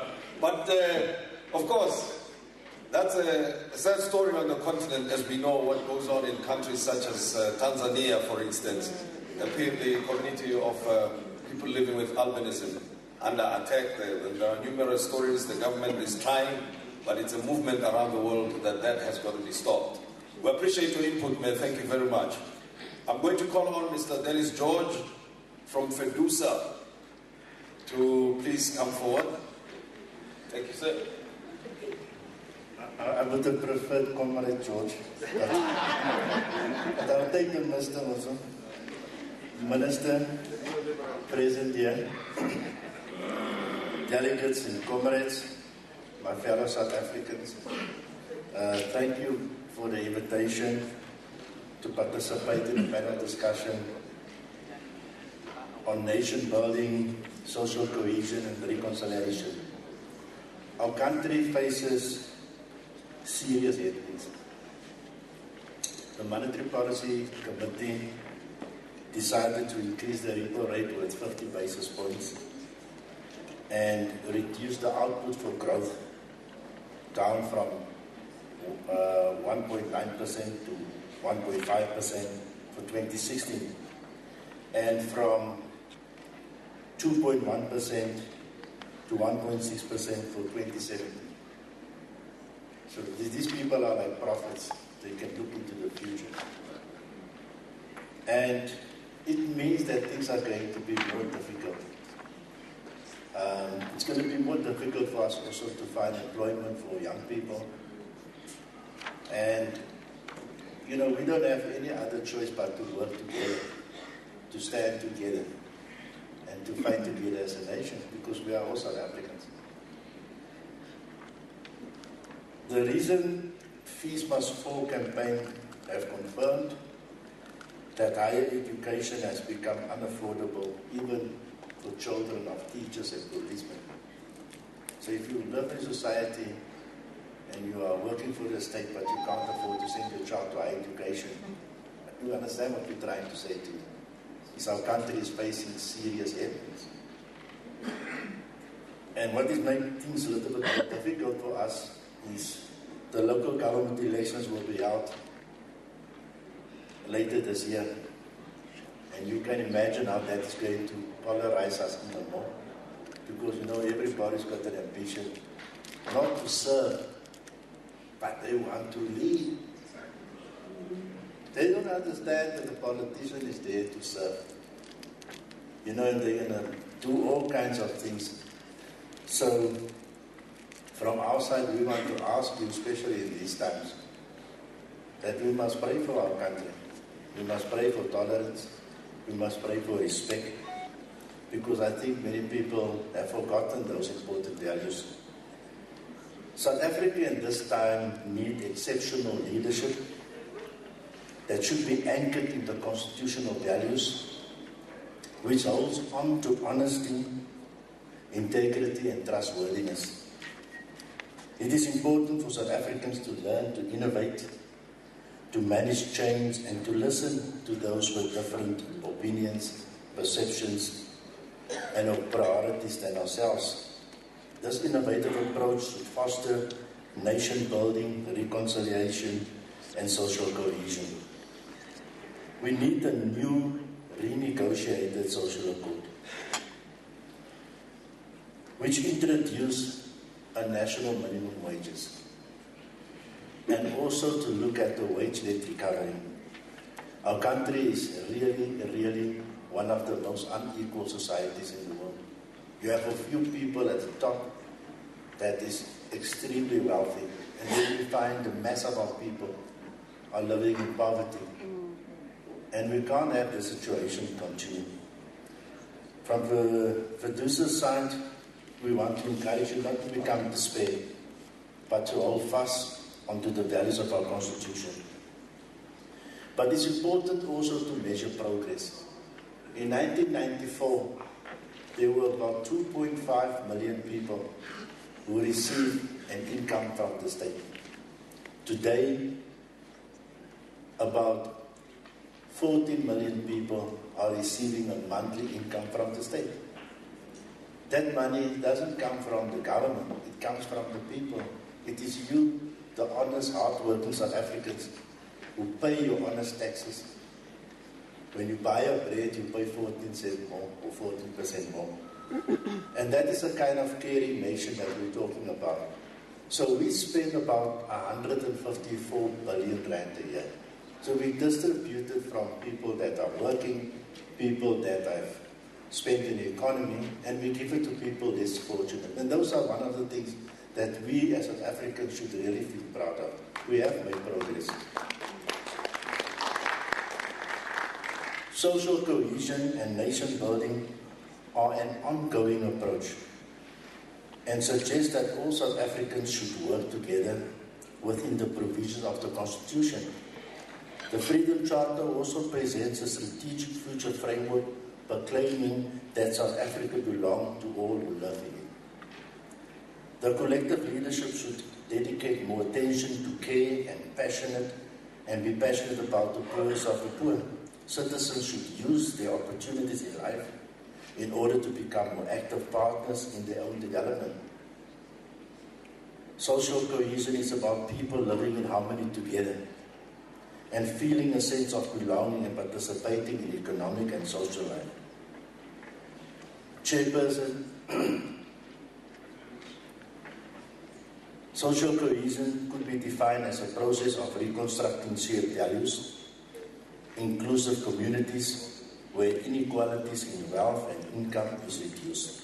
Our people should feel and know that they belong and are part of a common vision and a country. People should be part of the reconstruction and development to address the challenges of poverty, inequality, and unemployment. Social cohesion is also crucial for any country that wants to engender confidence. This is so important as we recognize that the introduction of reforms in our country is necessary and important, and trust is an important element for building cohesion between citizens and government to confront the complex policy issues in the short term, which could result in long-term gains. FEDUSA is concerned that the introduction of the tax reforms on retirement funds has resulted in the polarization and untruths where people say that government want to take your money. This is not true. We were part of the process in Nedbank, where we sat down with government, with business, where we explained to people, your provident fund, nobody's going to take it. It's not even going to affect it. It's only going forward that the taxation is going to be difficult. I must say, I'm very disappointed in my Labour colleagues. You know, it's not nice that you want to go and you want to tell the president this and that and that. It's not nice. You must have respect. This is the respect that we are talking about. You know, but every time, any minute when the TV camera falls on you, you want to be the nastiest person in the whole South Africa. Government and media and business have a joint responsibility to speak the truth and to be honest to our members. The reforms will not affect the historical values of provident funds, because to do so have ensured that the vested interests and the rights of workers are protected. That is what we are doing. Inclusive communities, the program director is giving a final warning there. Research have established that countries with weak public institutions are ethnically and economically divided societies that did not respond well to economic shocks than those with high quality institutions like South Africa and more equal societies. We believe that this economic crisis that we face and the serious headwinds that is facing our country, those headwinds can be defeated if we stand together, if we respect one another, and if we unite as a nation. Viva Fudusa, viva. Viva South Africa, viva. Forward to social cohesion, forward.